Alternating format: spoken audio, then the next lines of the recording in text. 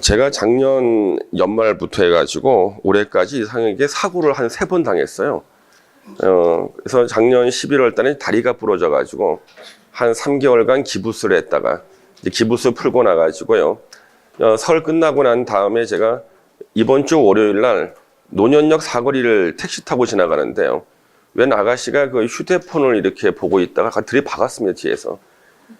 그래서 이제 바로 또 병원 가가지고 또 정형외과 가가지고 뼈가 붙으려고 하던 뼈가 또 다시 또 흔들려가지고 또 치료받고, 그래서 아마 이제 올해 뭐 액땜하는 게 아닌가 싶은 것 같아요. 제 생각에는요.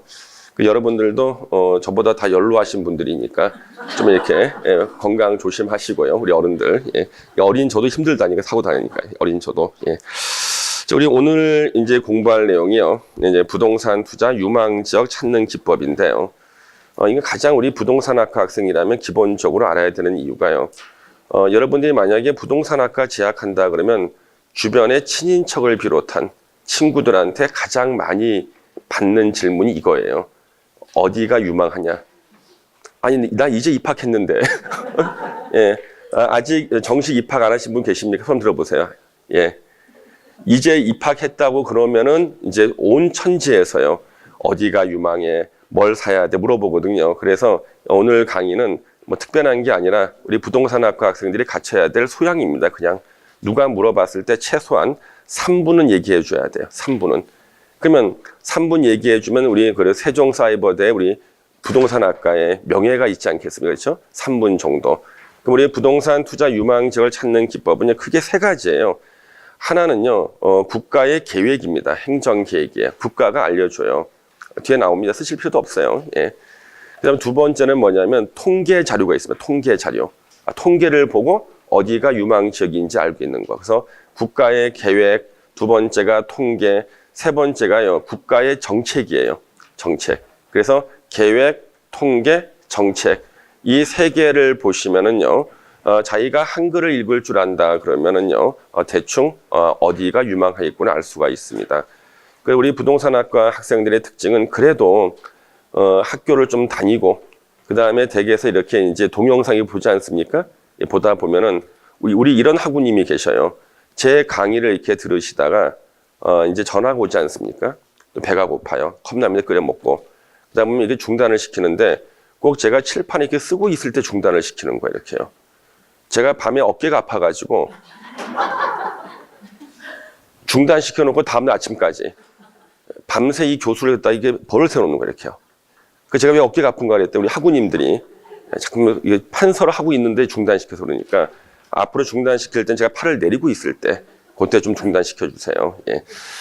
자, 이 부동산 투자 유망 지역 찾는 건 먼저 우리 행정 계획부터 좀 보셔야 되는데요. 예.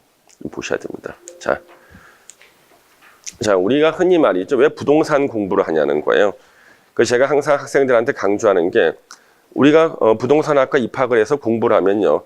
공부하는 목표가 있지 않습니까? 왜 부동산 공부를 하는가? 우리 흔히 이런 말 합니다. 대학 입시 제도가 복잡할수록 부잣집 아들이 대학 가기가 쉬워진다 그럽니다. 어때요? 옳은 말입니까? 예. 대학 입시 제도가 복잡할수록 부잣집 아들한테 유리해져요. 그러면 이제 부동산 제도가 복잡할수록 누구한테 유리해집니까? 부자가 돈을 벌어요. 그럼 여러분들이 이제 부자라면은 제도가 복잡할수록 돈을 벌겠습니다만은 근데 문제는 우리가 만약에 부자가 아닐 때 어떡하냐는 거예요.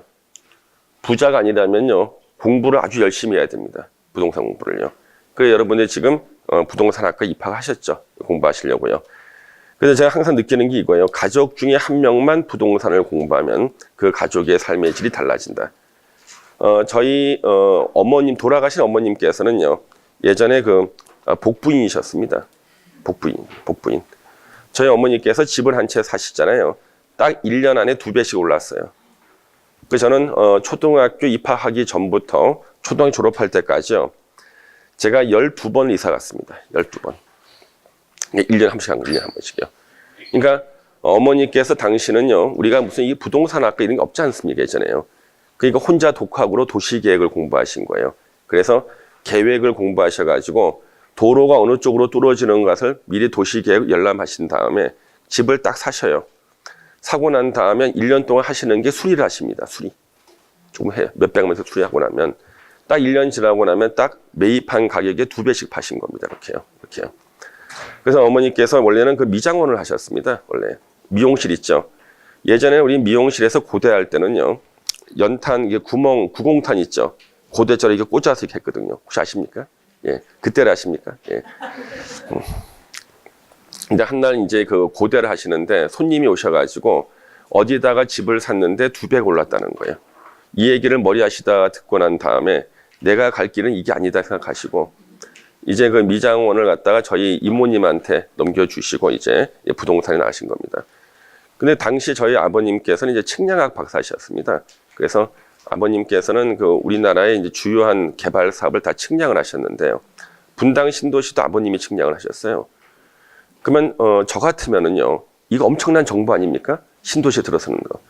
당시 분당 같은 경우는 땅 한 평이 한 5,000원 정도 하던 땅이 평균 수용 보상비가 26만 원이었어요.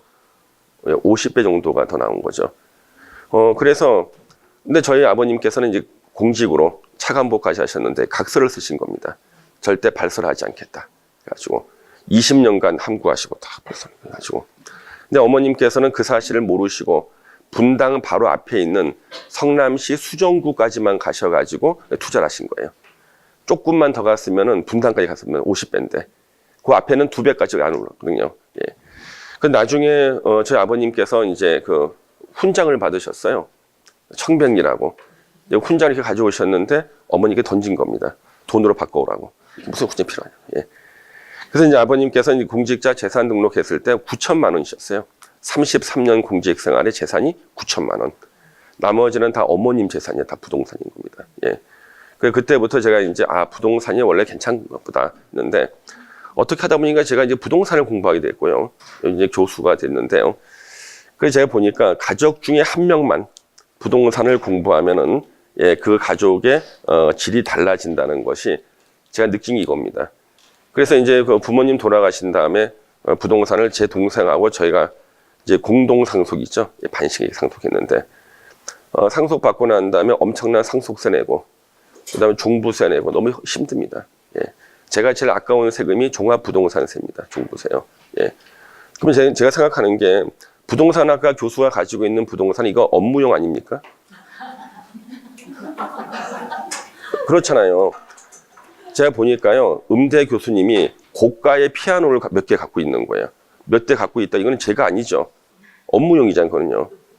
그러면 저는 좀 특별 규정을 좀 해달라는 거지. 부동산학과 교수 갖고 있는 것은 세금 매기지 말자. 예. 업무용이니까. 그렇죠? 예. 그래서 여러분들도 혹시나 이제 여러분 한 분이 부동산을 공부하시면 여러분들 가족의 삶의 질이 달라질 겁니다. 달라질 거예요. 그래서 오늘 이제 그거 공부하는 건데, 그래서 지금 제가 설명을 드리고자 하는 것이 우리가 제일 걱정하는 게 이거예요. 혹시 여러분들 중에서 부동산학과 입학한 동기가 주변에 누가 떼돈 벌었다 그러니까 부동산학과 입학이 나도 떼돈 벌지 않겠냐 그러는데 이게 바로 로또보다 더 힘든 겁니다. 어떤 사람이 수백억 벌었다. 그럼 매일 그 책 가지고 읽어요. 성공담만 읽습니다. 이거는 차라리 로또 당첨된 사람의 성공담을 읽어. 예, 별 도움 되지 않습니다. 그래서 항상 제가 강조하는 게 우리가 일반인들이 공부해가지고 수익을 낼 수 있는 수익률 저는 30%로 보고 있습니다. 30% 정도. 이 30% 정도는요, 공부하면 얻을 수 있는 수익으로 봐요. 공부한 사람과 안 한 사람의 차이는 30% 정도. 뭐 수천억, 수백억, 이거는요, 로또보다 더 힘든 거고, 현실적인 접근. 그래서 현실적인 접근을 하셔야 되고요. 절대 떼돈 벌었다는 사람들의 성공담을 읽으시면 도움이 안 됩니다. 예. 요거 30%가 항상 저는 최고라고 봅니다. 자, 그러면은요, 우리가 알던 분들은 어떻게 부동산 투자를 했을까? 제가 감동받게 읽었던 것이 바로 이황 선생님이십니다. 퇴계 이황 선생님은 항상 부귀를 경계하라 그랬어요. 사람이 재산이 많아지게 되면은요, 사람의 본성을 잃어버린다. 그래서 절대 부자가 되지 말라 그랬던 분이 이황 선생님인데, 이황 선생님은 부동산 투자를 어떻게 했을까? 너무 궁금해서 찾아봤습니다. 1,000원짜리 모델이시죠? 1,000원짜리. 예. 아들한테 한 얘기하고 본인이 쓴 책하고 틀려요. 본인이 쓰신 책, 성학지묘 같은 책에는요, 부귀를 경계하고 재물을 탐하지 말라고 막 그랬습니다만은 아들한테 보낸 편지라든가 아들한테 가르친 그 서적, 그러니까 쓴 거 있죠, 후손에. 거기에 보면은 노비는 양인과 결혼을 시키라 그랬어요. 왜? 양인이 되게 되면요, 노비는 자식도 노비가 되기 때문에 노비 숫자가 늘어납니다. 그래서 이 이황 선생님은 원래 가난한 집 아들이었습니다. 그래서 재산이 거의 없는 집이었습니다. 예. 재산이 거의 없었어요. 근데 돌아가실 때 남긴 노비가 300명이나 됩니다. 다 재산이죠, 재산. 예. 그 다음에 노비가 소유한 토지들 매입했어요. 조선시대는 노비도 토지를 소유할 수 있었거든요. 그래서 흉년이 들잖아요. 그러면 그 땅을 싸게 사는 겁니다. 쌀을 주고. 그래서 약 36만 평의 농지를 돌아가실 때 소유하고 있었습니다. 엄청난 재테크를 하신 거죠. 땅 한 평도 없었답니다. 그러니까 깃발 꽂을 땅도 없었던 분이 36만 평을 모으셨습니다. 돌아가실 때까지요. 그래서 본인이 쓴 책하고 자식한테 가르친 게 저는 틀려요. 그건 더 심하신 분이 있어요. 더 심하신 분. 다산 정약용 선생님이십니다. 예. 이 다산 정약용 선생님은요, 역사상 우리 토지 공개념의 창시자입니다. 이분이 말씀하신 것이 정전제라는 게 있어요. 이게 우물정자죠. 어느 지역의 토지를 갖다 이렇게 우물정자로 이렇게 나누는 거예요. 그래서 주변 토지를 나눠주고 가운데 토지는 공동경작해서 세금을 내라. 예, 그래서 토지는 절대 개인이 가지면 안 된다. 이렇게 한 것이 이제 정전제인데요. 근데 이분이 쓴 책하고요, 자기 아들한테 보낸 편지가 발견이 됐어요. 아들한테 보낸 편지 보세요. 혹여 벼슬에서 물러나더라도 한양 근처에서 살며 서울에서 안목을 떨어뜨리지 않아야 한다. 이것이 사대부 집안의 법도이다. 내가 지금은 죄인이 돼서 전남 강진에 유배됐을 때입니다. 너희를 시골에 소매 살게 했지만 앞으로 반드시 한양 십리 안에서 지내게 하겠다. 그 십리는 몇 킬로입니까? 4km거든요. 그래서 제가 지금 이 한양이 어디냐 그러면 사대문 안이 한양이었어요. 사대문 안. 그래서 제가 사대문 안에서 서울시 지도를 놓고 그림을 한번 그려봤습니다. 4km 내가 어딘가. 제가 살고 있는 집이요 3.6km야. 옥수동이 3.6km야. 야, 나는 그래도 여기 십리 안에 살고 있습니다. 십리 안에. 예. 여러분 심심하시면요 한번 지도 보시고 본인이 한양 십리에 살고 있는가. 지금은 이제 다 서울이 넓어졌지 않습니까? 열심히 보세요. 그래서 십리 안에서 지내게 하겠다. 분노와 고통을 보시면 다시요. 예. 분노와 고통을 참지 못하고 먼 시골로 가버린다면 어리석고 천한 백성으로 일생을 끝마칠 뿐이다. 그래가지고 아들한테 보낸 편지는 한양 십리를 벗어나지 마라 그랬습니다. 그래서 아무리 어렵더라도 서울 십리 밖으로 벗어나지 마라. 인서울을 꼭 유지해라. 이게 정약용 선생님이 아들한테 수차례 보낸 편지에 나오는 얘기예요. 십리를 벗어나지 마라. 그래서 우리도 이제 부동산학과 학생들은 일단 십리를 벗어나지 않는 걸 하겠습니다. 십리를. 예. 자, 그럼 이제 첫 번째 바로 이제 부동산 행정 계획을 가지고 이제 부동산 투자처를 찾아야 되는데요. 부동산 투자 정보의 90%는 나라가 알려줍니다. 예전에는 정보를 공개하지 않았죠. 이제는 민주화가 돼가지고요. 모든 정보의 90% 이상을 알려줘요. 단지 우리가 찾지를 못해서 그렇습니다. 그래서 정보만 찾으면은 90%를 알 수가 있고요. 이때 이 90%에 해당되는 정보가요, 다른 게 아니라 요 네 가지입니다. 우리 부동산학과 학생이라면 요 네 개의 계획은 반드시 알아보셔야겠죠.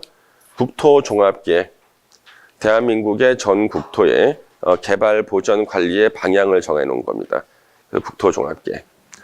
혹시 여러분들 중에서 국토종합계획을 안 읽어보신 분이 계시면은요, 오늘 댁에 돌아가셔가지고요, 국토교통부 홈페이지에 접속을 하세요. 그러면은 검색을 하는 거예요. 국토종합계획. 그러면 누구나 다 다운받을 수 있게 PDF 파일로 열람이 가능합니다. 그래서 PDF 파일로 다운받으셔가지고 한 수백 페이지 분량인데요. 이걸 다 읽으란 얘기가 아니에요. PDF 파일 그 수백 페이지 되는 한 권의 책 분량입니다. 거기에 자기가 관심 있는 지역을 검색을 해보세요. 현재 본인이 살고 있는 지역이 있죠? 예, 한번 검색을 해보시는 거예요. 그러면 자기가 검색한 그 지역과 관련된 계획들이 밑으로 쫙 떠요.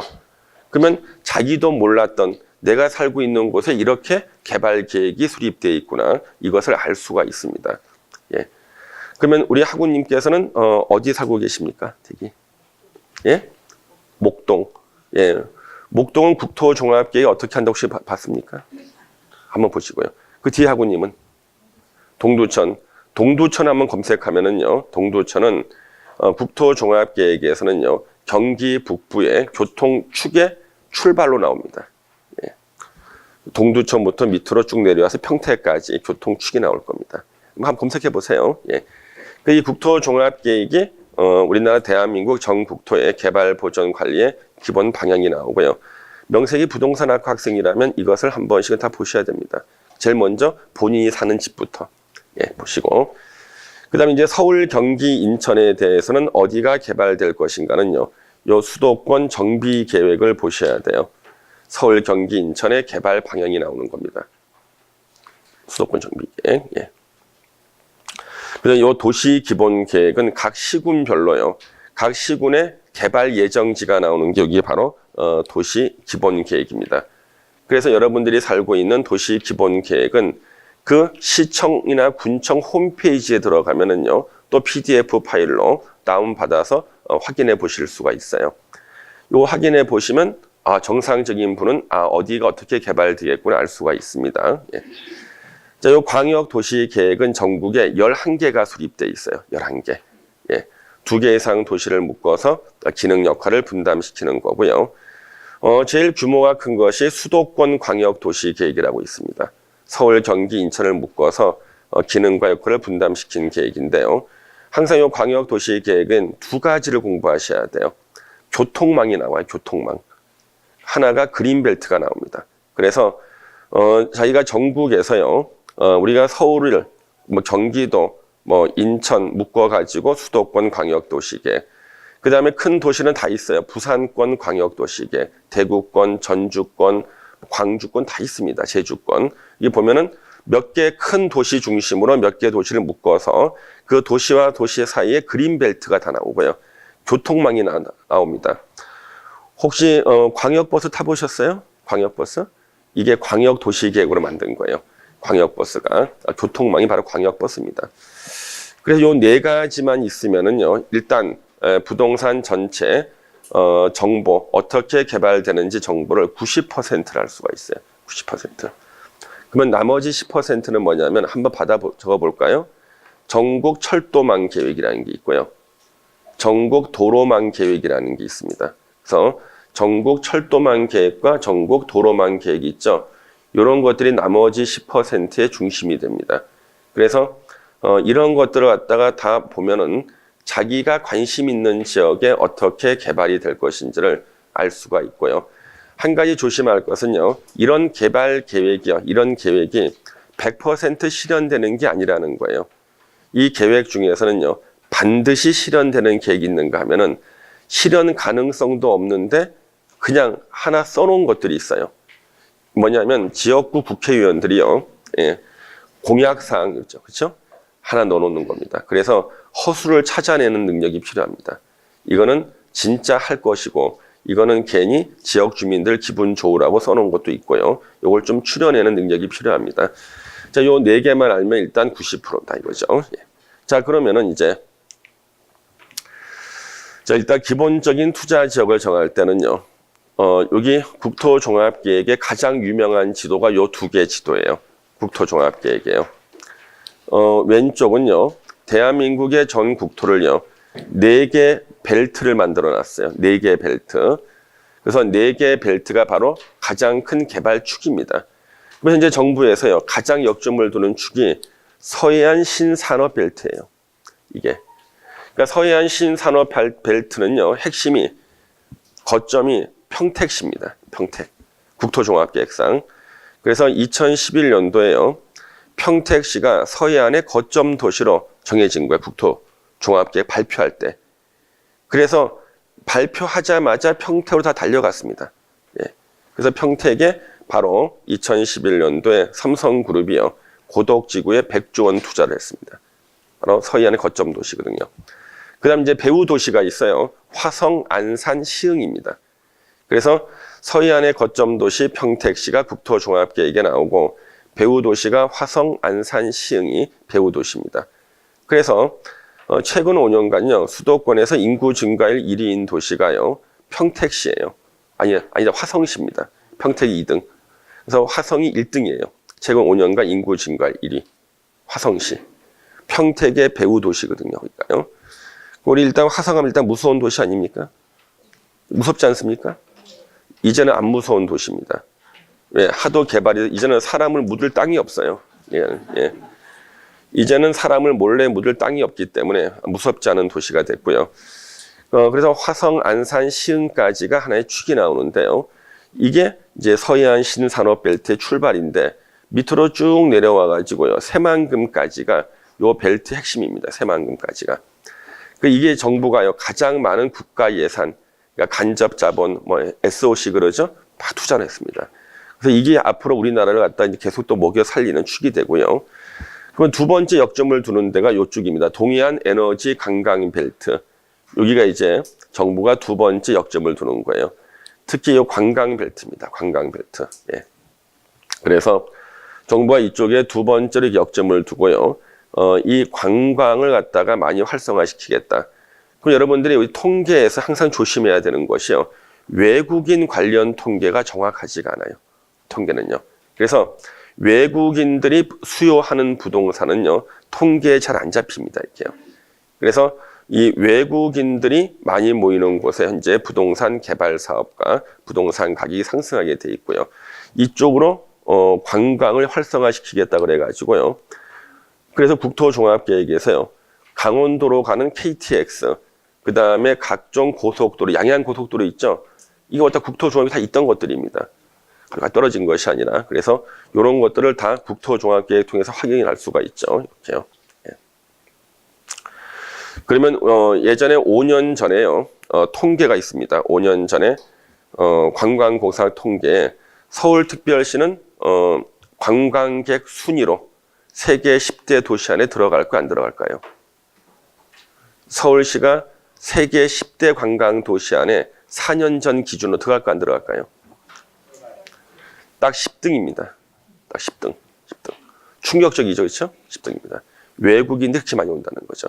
그래서 이 사람들이 부동산을 사게 되면은 이게 이제 중요한 거예요. 이 사람들이 수요하는 것이 엄청난 많은 수요가 있거든요. 예. 그 다음에 밑으로 남해안에 요 선벨트가 있는데 이거는 예전에 임해공업단지에다가 관광 기능을 추가한 거고요. 그래서 첫 번째가 왼쪽, 두 번째 오른쪽, 밑에 세 번째고요. 절대 우리가 가면 안 되는 곳이 남북 교류 접경 벨트입니다.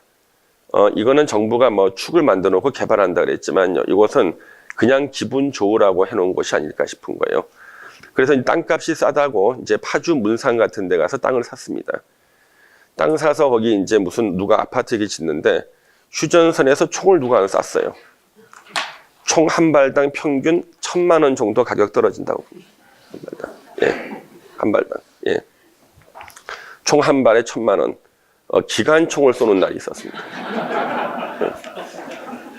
예. 예전에 다 떨어집니다. 그래서 북쪽으로는 될 수 있으면 안 가는 게 좋고요. 그러면 북쪽의 토지를 가진 사람은 언제 이 토지를 팔고 내가 발을 빼고 나올 것인가? 남북 화해 무드가 있을 때 그때 이제 나오시는 거고요. 예. 이쪽은 여러분 조심해야 될 게 있어요. 하나 팁이 뭐냐면 이쪽의 토지 중에는 지뢰밭이 많아요. 지뢰가. 근데 여러분 토지 이용 계획 확인서라고 아시죠? 거기는 지뢰밭 표시가 안 돼요. 그래서 지뢰밭인 토지가 매물로 많이 나옵니다. 항상 알아두시고요. 예. 자, 이게 유명한 그 이제 개발축이고요. 오른쪽은 이 권역에 따라 가지고 주로 어떻게 개발하겠다는 이 기본 방침들이 나옵니다. 이것들이요. 그렇죠? 예. 이런 거 여러분 국토종합계획을 보고 자기가 관심 있고 잘 아는 지역을 한번 체크를 해 보시는 겁니다. 그 다음에 이 그림도 약간 복잡하긴 합니다만은 역시 국토종합계획에 나오는 거예요. 국토종합계획이에요. 그래서 시간 나실 때 한 번씩 보시면은 아 이렇게 다 계획이 나와 있구나. 그냥 갑자기 어디를 개발하는 것이 아니라 이렇게 다 계획이 다 나와 있습니다. 예. 저 찍으시려는 겁니까? 이쁘게 찍어주세요. 예, 이쁘게. 배는 찍지 마시고 위쪽을 좀 찍어주세요. 위쪽. 예, 예. 자, 그래서 요거 여러분들이 보시면 이런 것들이 가장 기본적인 전국의 개발 계획입니다. 다 국토종합계획에 나와요. 국토종합계획이에요. 예. 그러면 이제 요 국토종합계획이요. 주요한 골자가 이렇게 정리가 돼 있거든요. 오른쪽이 우리 현재 적용되고 있는 국토종합계획이에요. 오른쪽이. 왼쪽이 2006년까지 쓰던 거고요. 왼쪽이 2011년까지 쓰던 거. 오른쪽 2011년부터 현재 적용되고 있는 겁니다. 그래서 여기를 딱 보시면 현재 가장 핵심이 이거예요. 수도권 경쟁력 강화와 계획적 성장 관리. 이거는 수도권 집중 정책이라고 그래서요. 수도권의 규제를 완화시킵니다. 그래서 수도권에서 왜 규제를 완화시키냐 그러면요. 우리 서울, 경기, 인천의 경제력을 집중시키면요. 중국의 상해나 일본의 동경하고 겨우 경쟁이 가능하다 그럽니다. 상해 인구가 2천만이 넘죠. 예, 엄청납니다, 지금요. 그런데 2010년도까지는요. 이거였어요. 지역 간 균형 발전하고 수도권 과밀 억제 그래가지고요. 생산 기반을 집안에 다 흩어놨습니다. 집안에. 예. 그랬더니 서울, 경기, 인천의 경쟁력이 후퇴한 거예요. 그래서 이거 서울, 경기, 인천 수도권의 경쟁력 후퇴는 국가 경쟁 후퇴하는 거죠. 그래서 다른 나라와의 경쟁 이기기 위해서 정반대로 바꾸었습니다. 이게 바로 수도권 경쟁력 강화, 규제를 완화시켜 준다는 겁니다. 이게 예. 현재 계속 완화가 돼서 이제 수도권이 계속 집값이 오르는 거예요. 그 다음에 여기 하나 보시면은 예, 글로벌 녹색 국토 이게 기조입니다. 그래서 2010년도까지는 약동하는 통합국토는 지금은 글로벌 녹색 국토. 그래서 자연 친화적으로 국토를 개발하겠다는 거. 자연 친화적. 참고로 국토종합계획에서는요. 이렇게 주요한 골자에 한 글자만 나오면은요. 부동산 관련 법률이 10개 이상이 개정됩니다. 관련해 가지고요. 그래서 우리 부동산 관련 법률이 118개가 있는데요. 작년 기준으로. 그 중에 하나가 이렇게 나오면은 한 10개 이상의 법이 개정이 돼요. 예. 그래서 이게 글로벌 녹색 국토 이렇게 나왔잖아요. 이것 때문에 생긴 게 태양열 발전 생긴 거고요. 그 다음에 조림 사업을 한다고 하면은 각종 국가의 정책 지원이 나오는 거예요. 이것 때문에. 예. 그 다음에 요거 보세요. 기후변화 대응과 녹색 성장 나오죠. 그래서 이거를 딱 보는 순간 우리 사업하시는 분들이요. 그 사업 계획서에다가 이거는 기후변화에 대응하고 녹색 성장을 위한 사업이다. 그러면 국가에서 정책 자금을 지원해줘요. 이거만 쓰면은요. 예. 그 다음에 여기 보시면은 지역 특성을 고려한 전략적 성장 거주 육성의 대도시하고 KTX 정차 도시 중심으로 도시 육성한다. 이거는요, 실현되지 않을 줄 알지만 그냥 던져준 거예요. 믿으면 안 돼. KTX 정차 도시 중심 그랬거든요. 그러면 우리 신경주역이라고 있죠. 그거 경주에 있습니까? 제가 이전에 못 모르고 신경주역에서 내렸어요. 경주가 안 보이는 거야. 그 택시를 타고 30분을 총알로 달렸거든요. 이제 경주가 보이네. 근데 이게 무슨 신경주역이에요? 그러면 KTX 정차역, 신경주역은 개발 안 됩니다. 그런데 속은 경우가 하나 생겼어요. KTX 광명역이 있죠. 광명역도 허허벌판이었잖아요. 예. 그래서 광명역이 자 국토종합계획을 보라는 거예요. 개발 예정이다. 그랬더니 국내 기업들은 절대 안 쏘가요. 저거는 괜히 써놓은 거야. 실현 가능성이 없어 그랬는데 외국계 회사는 잘 모르잖아 이 사실을요. 그래서 이케아는 회사가 쏘가가지고 이케아가 예, 광명역에 들어왔고요. 그 다음에 이제 다른 회사도 줄줄이 들어왔죠, 그렇죠? 예, 그래서 요거 하나밖에 없으면 이케아. 나머지는 거의 힘들고요. 그 다음 여기 신성장 동력이라고 나오죠. 그래서 정부의 모든 부처에서는요, 신성장 동력을 지원하기 위해서 국토 개발을 하는 겁니다. 신성장 동력. 그래서 신성장 동력으로 선정이 되잖아요. 그러면은 엄청난 혜택을 받게 돼요. 국토종합계획에 따라 가지고요.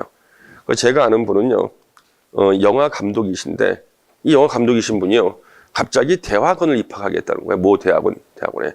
왜 그러냐 그랬더니, 3D 영화 산업을 신성장 동력을 해가지고요. 예, 거기에 석사과정 입학하면은 졸업할 때까지 다 장학생이에요. 예.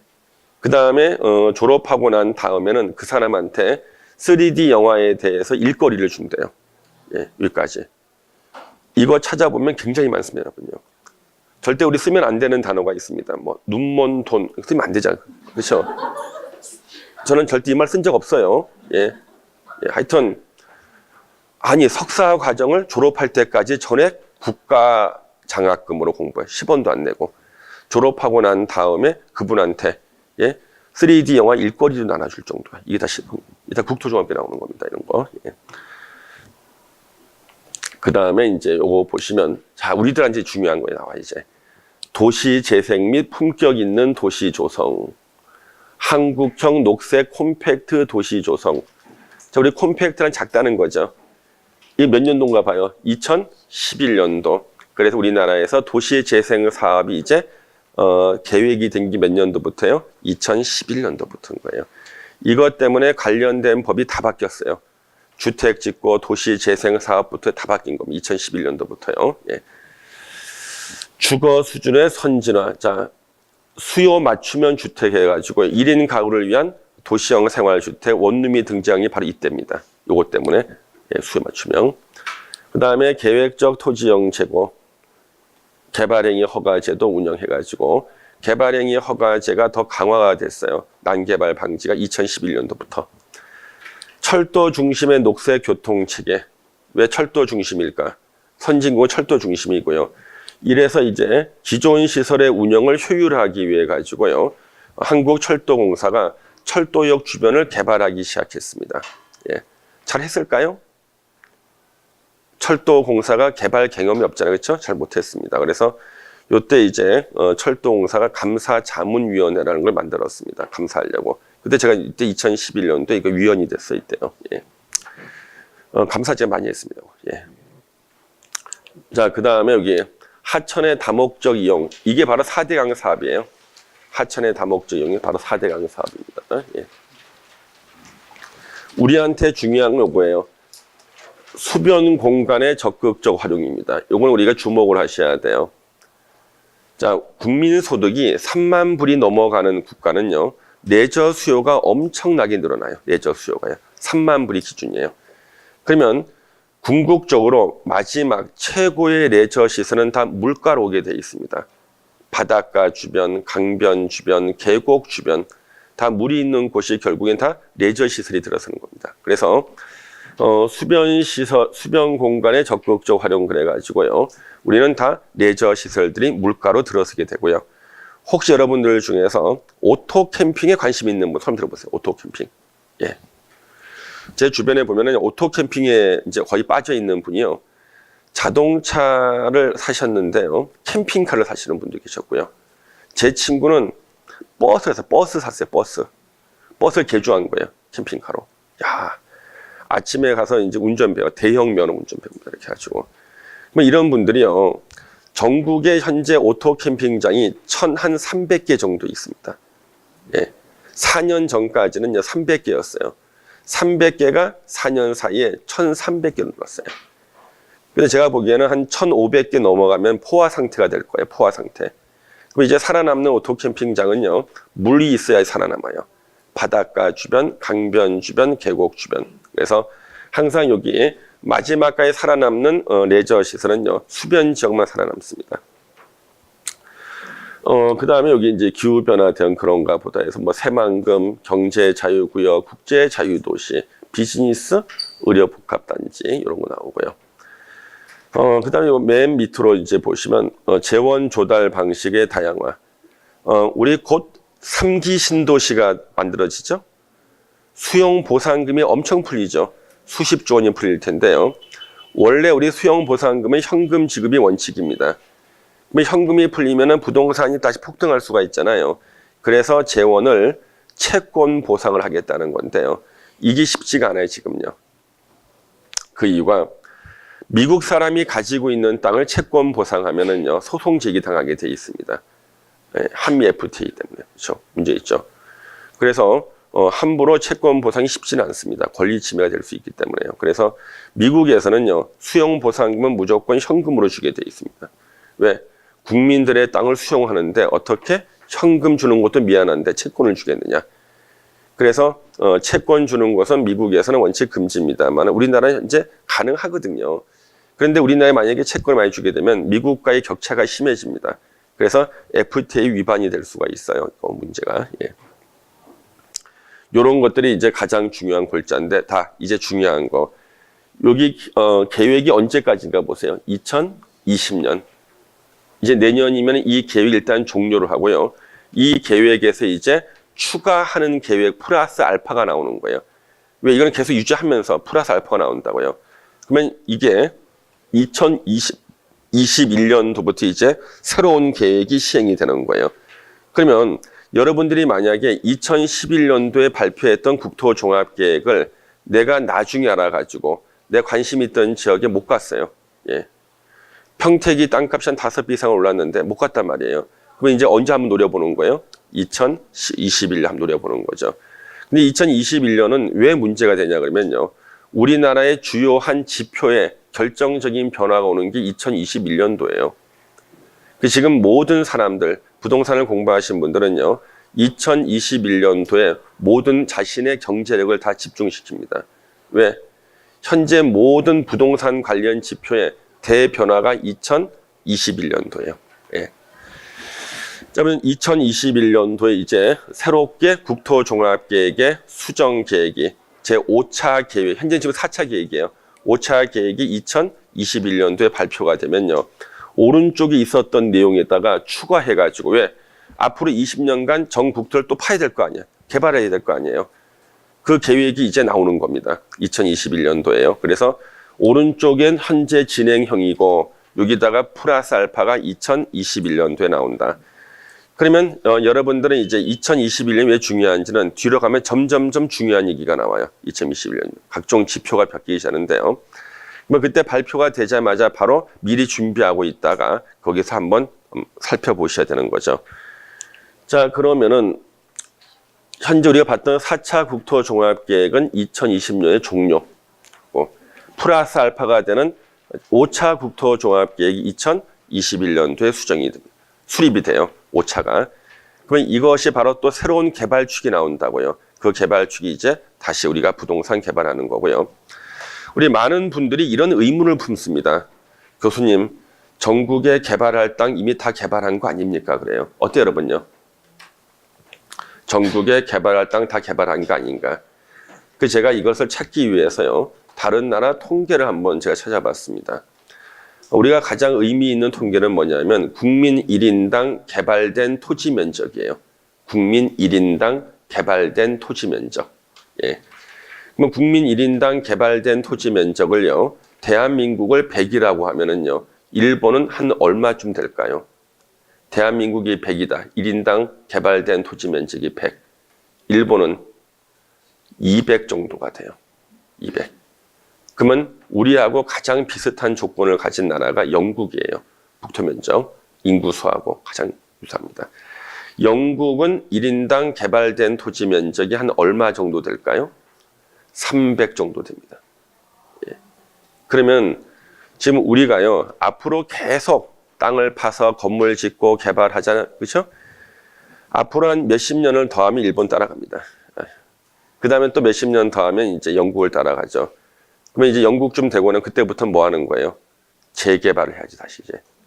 개발 끝에 다시 재개발하는 거죠. 그래서, 부동산은 끝이 없어요. 항구성입니다. 항구성. 예. 자, 그래서 요거, 꼭 2021년 우리는 타켓시가 되고 있고요. 그러면 이제 우리가 수도권에서는 우리가 어떻게 할 것인가 있죠. 요 수도권 나오는데, 요 수도권 정비 계획이 언제 다시 새로운 계획이 나올까요? 2021년도야. 이것도요.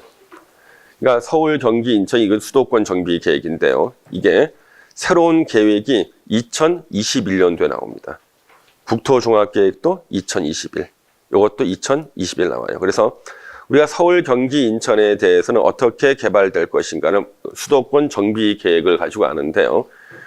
여기 보시면 과밀 억제 권역 나오죠. 이 과밀 억제 권역은요, 인구 집중 유발 시설을 신설하는 게 금지가 되는 곳이에요. 대학교라든가 산업단지처럼 인구를 늘리는 시설을 신설하는 게 금지예요. 여기는 서울 전부 다 과밀 억제 권역, 북쪽으로는 의정부, 남쪽으로는 수원까지예요. 예, 대학 신설 금지, 그 다음에 산업단지 신설 금지, 예외 있음. 그 다음 여기 자연 보전 권역이 있는데요. 여기는 6만 제곱미터까지만 개발 허가가 나와요. 최대 6만까지만요. 이 자연 보전 권역은요, 특징이 행정구역과는 전혀 관계가 없어요. 물길 가지고 정해놓은 겁니다. 그래서 물을 버렸을 때, 혹시 여러분 양수리라고 아십니까? 양수리. 양수리 옆에 그 댐이 하나 있죠? 무슨 댐? 팔당댐이 있죠. 이 팔당댐의 역할은요, 수도권에 사시는 분들의 식수원을 공급하는 댐이 팔당댐이에요. 그 정부의 중요한 정책 중에 하나가요, 팔당댐의 수질을 보호하는 겁니다. 수질. 그래서 물을 버렸을 때 물이 팔당댐으로 오는 지역들은요, 수질을 보호하기 위해서 그 지역에서는 지을 수 있는 건물의 종류와 규모를 엄격하게 규제를 해요. 팔당댐들 2천만 명이 먹거든. 2,500만 명이 먹기 때문에 팔당댐의 수질을 보호하기 위해서 물을 버렸을 때 물이 팔당댐으로 흘러드는 지역을 다 자연보전권역, 수도권의 동쪽이죠. 저기서는 지을 수 있는 건물과 종류 엄격하게 규제를 하고요. 국가기관이 개발한다 할지라도요, 최대 개발이 6만 제곱미터까지입니다. 그러면 일단 민간한테는 6만 안 주겠죠. 국가한테 국가기관이라도 예외를 적용해도 최고가 6만 제곱미터예요. 그러니까 우리가 이걸 알고 있어야 돼, 최고 6만. 그래서 이 자연보전 권역 같은 데가요, 이 개발 면적에 이런 제한이 있기 때문에 만약에 여러분 자연보전 권역에서 법을 개정하는 거야. 2021년도에 6만을 10만으로 바꿨다. 그럼 엄청난 호재가 되겠죠. 그렇죠? 예. 현재는 6만인데. 현재 여기 자연보전 권역에 들어가 있는 도시들이 있습니다.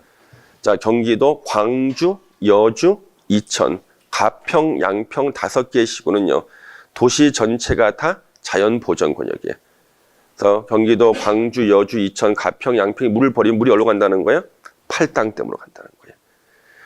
그 다음에 이제 조심해야 될 도시가 나옵니다. 조심해야 될 도시. 우리 경기도 용인시가 있습니다. 용인시는요, 절반은 자연보전 권역이고요. 절반은 성장관리 권역이에요. 성장관리 권역은요, 인구 집중 유발 시설을 신설하는 게 가능한 곳이에요. 대학교 신설 가능, 산업단지 신설 가능. 그러면 인구가 계속 늘어난 곳은 어디입니까? 평택, 화성, 안산 다 늘어났죠. 바로 개발 가능한 곳이란 말이에요, 여기가요. 예, 그러면 우리 용인 그러면 왠지 좀 있어 보이지 않습니까? 용인 그러면요. 예, 호재도 있을 거 보고. 근데 용인 땅의 절반이 자연보전 권역이고요. 절반이 성장관리 권역이에요. 그 우리가 기획부동산이 가장 많이 활동했던 때가 용인시입니다. 집에 있는 전화가 와요. 좋은 땅이 있으니까 안 사시겠냐고. 저도 몇 달 전에 전화 받았습니다. 수원에 있는 기획부동산 전화한 거예요. 수원에 좋은 땅이 있대. 제가 용도 지역이 뭔데요? 그랬더니 나한테 물어봐. 용도 지역이 뭐냐? 저한테. 아니, 제가 용도 지역이요. 그랬더니 옆에 있는 사람한테 물어보는 거야. 야, 이 사람이 용도 지역이 뭐라고 물어보는데? 막 그러는 거예요. 야, 이 기획부동산, 아무리 기획부동산 일을 한다 그래도 용도 지역은 알고 해야지. 그렇죠? 예, 부동산. 예. 그래서 제가 심심해 물어봤는데, 여러분들은 이 기획부동산하고는 3분 이상 대화를 하시면 안 됩니다. 절벽을 살 수밖에 없어요. 우리나라에서 말 제일 잘하는 사람은 다 기획부동산에 있어요. 이 사람이 기획부동산인지 알아요. 이 사람이 알아요. 기획부동산인지 아는데 이 사람은 아마 99%는 거짓말일 거야.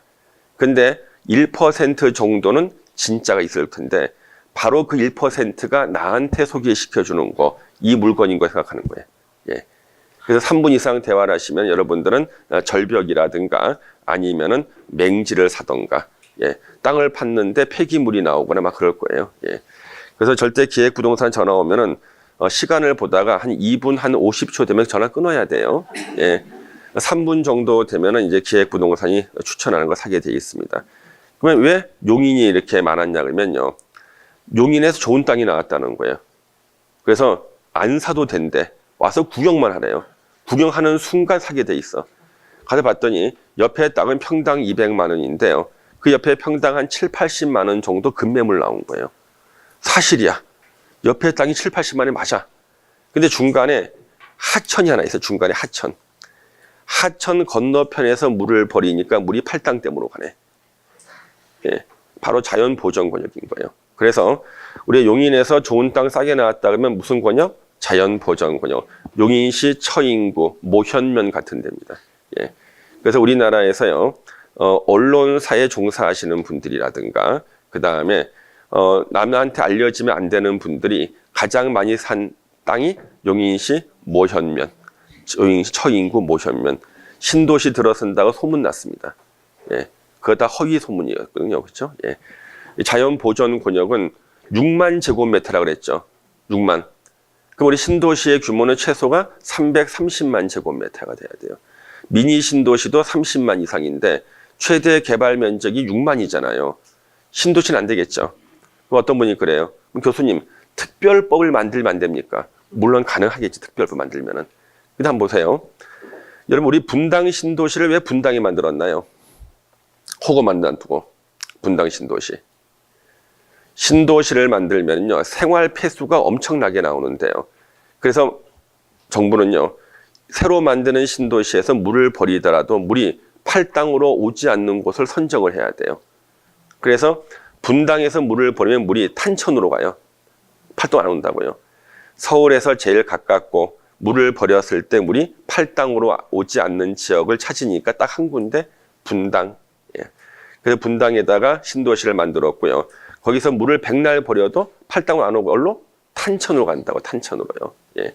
자, 그러면은 그때도 그랬는데 지금 와서 굳이 물을 버리면 바로 팔당으로 오는 모현면에서 신도시를 만들겠느냐는 거죠. 예, 일단 6만이죠. 예. 자, 그래서 그러면 모현면이 개발 안 되는 건 아니에요. 처인구가요. 왜? 하나의 개발 허가는 6만 이내로만 받아야 되는 거예요. 예. 자, 그러면 또 이제 많이 쓸고 지나간 데가 어디냐 그러면 기획부동산이요. 이 옆에 안성시였습니다. 안성은 5분의 1이 자연보전 권역이에요. 안성시 일죽이라는 곳 있죠. 쓸고 지나갔습니다. 5분의 4가 성장관리 권역이고 안성이요. 예. 기획부동산이 말을 얼마나 잘하는지요. 한 3분만 얘기하면요, 진짜 이거 안 사면 큰일 날 것처럼 보여요. 예. 그래서 우리 재작년에 보이스피싱 조직이 연변에서요, 무작위로 전화하다가 거기 저 강남 쪽에 있는 기획부동산 전화했다가요, 절벽 샀잖아요, 걔네들. 절벽. 예. 예. 보이스피싱도 기획부동산한테는 쏘가요. 원래는 전화해서 자기 통장에 돈을 넣으라 그래야 되는데 지네들이 넣은 거야. 지네들이. 예, 반대로. 예. 그럼 여러분들 일반인들은 절대 안 됩니다. 그럼. 예. 자, 우리 가장 우리 그러면 연구 대상인 도시가 남양주시예요. 남양주시는 3개의 권역에 다 걸쳐요. 남양주는 3개에 다 걸쳐. 그 남양주에서 좋은 땅이 있다고 전화가 왔습니다. 전화 받으면 미리 물어보세요. 3군데 중에 한 군데야. 남양주시 화도읍, 조안면, 수동면 3개. 화도읍, 조안면, 수동면. 이게 자연보전권역이에요. 예. 그럼 여러분들이 남양주시에 아는 지명을 한번 말씀해 보세요. 남양주에 아는 지명. 별내, 예. 진접, 진건, 오남, 와부, 퇴계. 여기가 남양주시의 성장관리권역이에요. 남양주시가 10년 전에 인구 50만을 돌파했습니다. 50만을 돌파하면요, 도지사로부터 반독립 상태가 돼요. 그래서 50만 번째 주민등록 이전하신 분한테 감사패 전달시켰습니다. 남양주시 울면서 당신 덕분에 내가 도지사의 압박에서 벗어났다. 인디펜던스 데이. 그렇죠. 그렇죠. 그래서 남양주시가 50만 돌파하게 된 결정적인 근거가 바로 성장관리권역 때문에 그런 거예요. 예. 자, 그래서 여러분들 가만히 보시면요, 앞으로 그러면 우리가 수도권 정비 계획이 2020년 끝나요, 이제. 새로운 게 2021년 수립이 되는데, 한번 보세요, 여러분요. 여기 의정부가 보이지 않습니까? 의정부가 과밀 억제 권역이죠. 의정부는 인구가 46만 명이에요. 아니, 42만. 아니, 한 43만 명 되겠다. 43만 정도요. 그러면 여기 안산은 인구가 77만이에요. 자, 인구 77만의 안산은 성장관리고요. 인구 43만 명인 의정부는 과밀억제권역이에요. 이게 말이 됩니까, 이거? 그렇죠? 그래서 요거 의정부시가 계속 정부에다가 우리를 성장관리로 바꿔달라고 그럽니다. 근데 이것을 반대하는 게 위에 양주시하고 동두천시가 결사 반대예요. 왜요? 지금 우리가 공장이 왜 양주나 동두천을 갈까요? 공장이. 과밀억제권역에서는 공장 신설이 금지잖아요. 그러니까 의정부에서는 못 짓고 올라가야 되고 위에 있는 양주나 동두천 갔는데 만약에 의정부가요. 이제 성장관리로 바뀌면은요. 저라도 어디로 가겠어요? 의정부로 가지. 서울에 붙어 있으니까요. 그래서 지금 현재 많은 분들이 보는 게 이 지금 수도권 정비 계획의 이 권역이 2021년이면 한 번은 바뀔 텐데 1순위가 의정부가 바뀔 가능성이 있겠죠. 그럼 이제 보세요. 고양시도 과밀억제 권역이잖아요. 고양하고 의정부 사이에 끼어 들어온 양주시가 있어요. 여기가 많은 사람의 주목을 받고 있겠죠. 그렇죠? 예. 어떤 분은 직원을 불러달라는데 내가 먼저 사고 난 다음에 불러. 예. 이렇게요. 예. 한번 보셨죠? 그러면 이게 한번 수정된 적이 있어요. 2006년도에. 자, 수도권 정비 계획이요. 2006년도에 수정이 됐었어요. 자, 2006년도에 부동산 가격이 폭등한 지역이 어디 있죠? 우리 수도권에서 2006년도에 폭등한 지역. 인천 송도였습니다. 인천 송도가 원래 과밀억제권역이었어요. 2006년도에 바뀌었어요. 수정계획에서요. 성장관리로 바뀐 거야. 성장관리권역으로. 이게 뭐예요? 거기는 송도를 개발하겠다는 거죠. 그래서 우리 북부인들이 송도 가서요. 부동산 다 매입했습니다. 그리고 이제 몇 달 후에 그 소식을 듣고 나중에 오시는 분들한테 다 팔았습니다. 프레임 붙이고. 현재 송도에 묶여있는 분들은 다 몇 달 후에 오신 분들이에요. 그럼 여러분들은 앞으로 어디를 보셔야 돼요? 과밀억제권역에서 성장관리권역으로 바뀔 지역들 있죠. 이걸 갖다 우리 찾아야 되고요.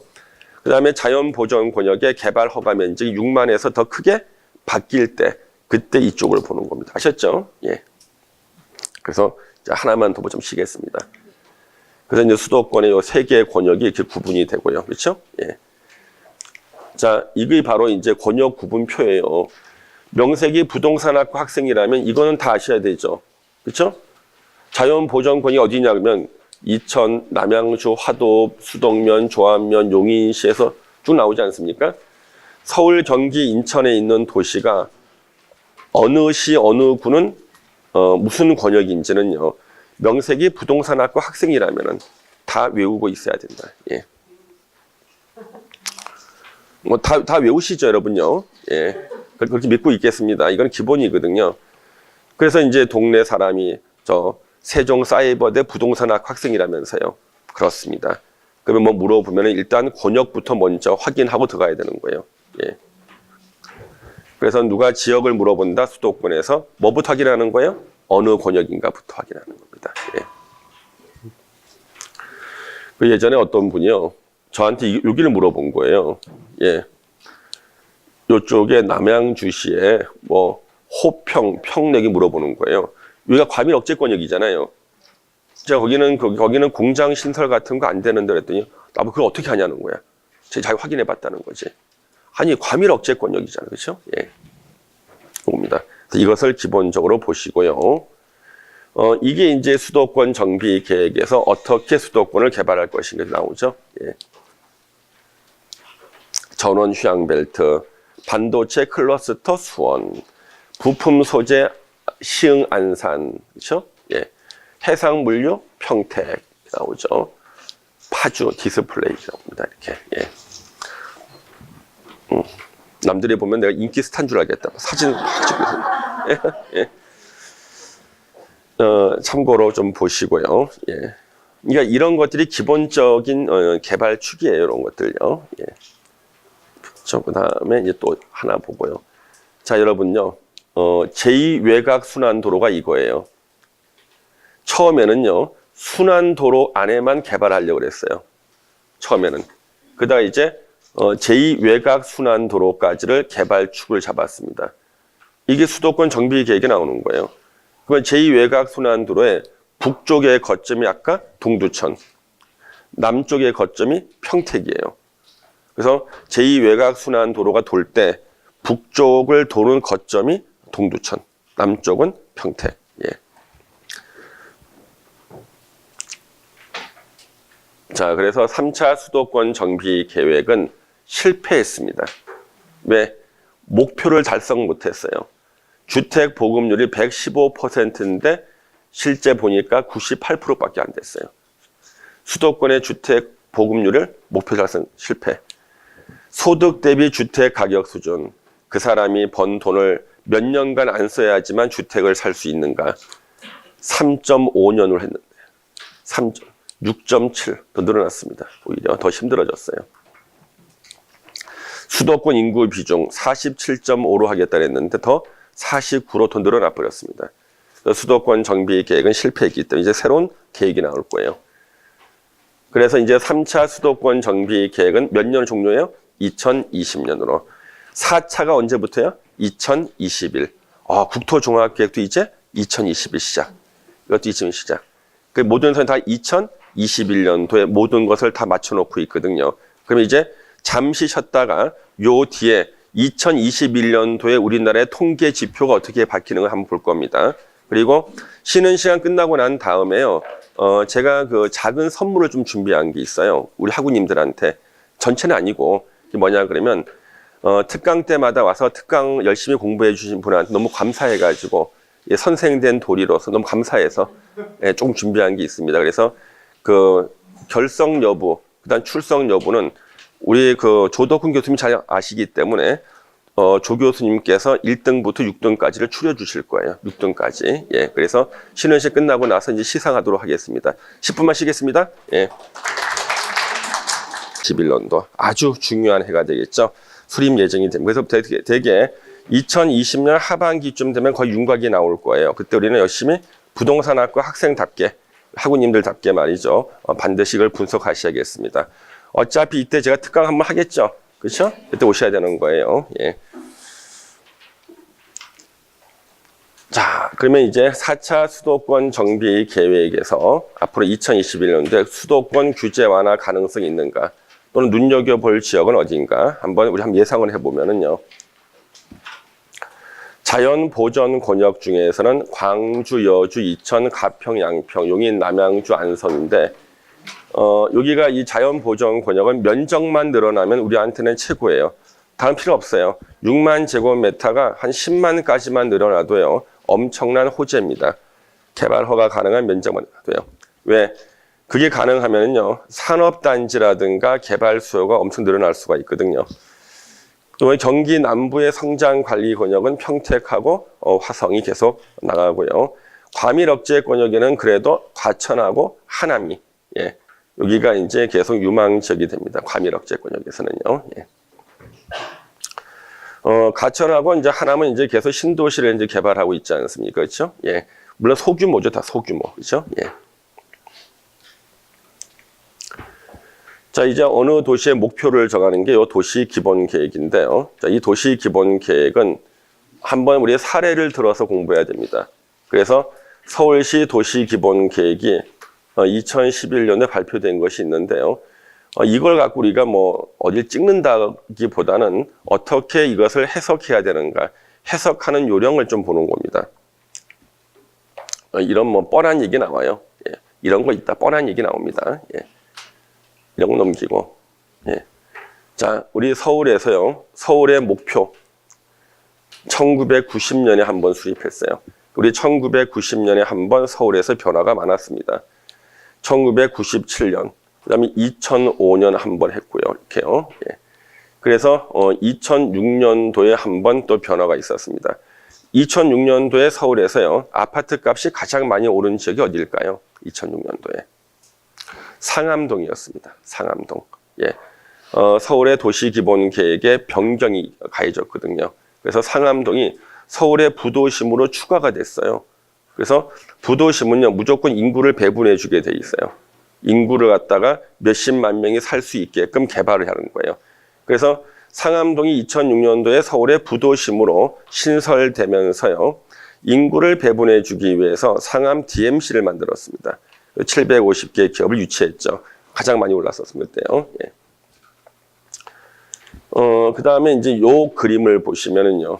이 그림이, 과거의 공간 구조예요. 과거.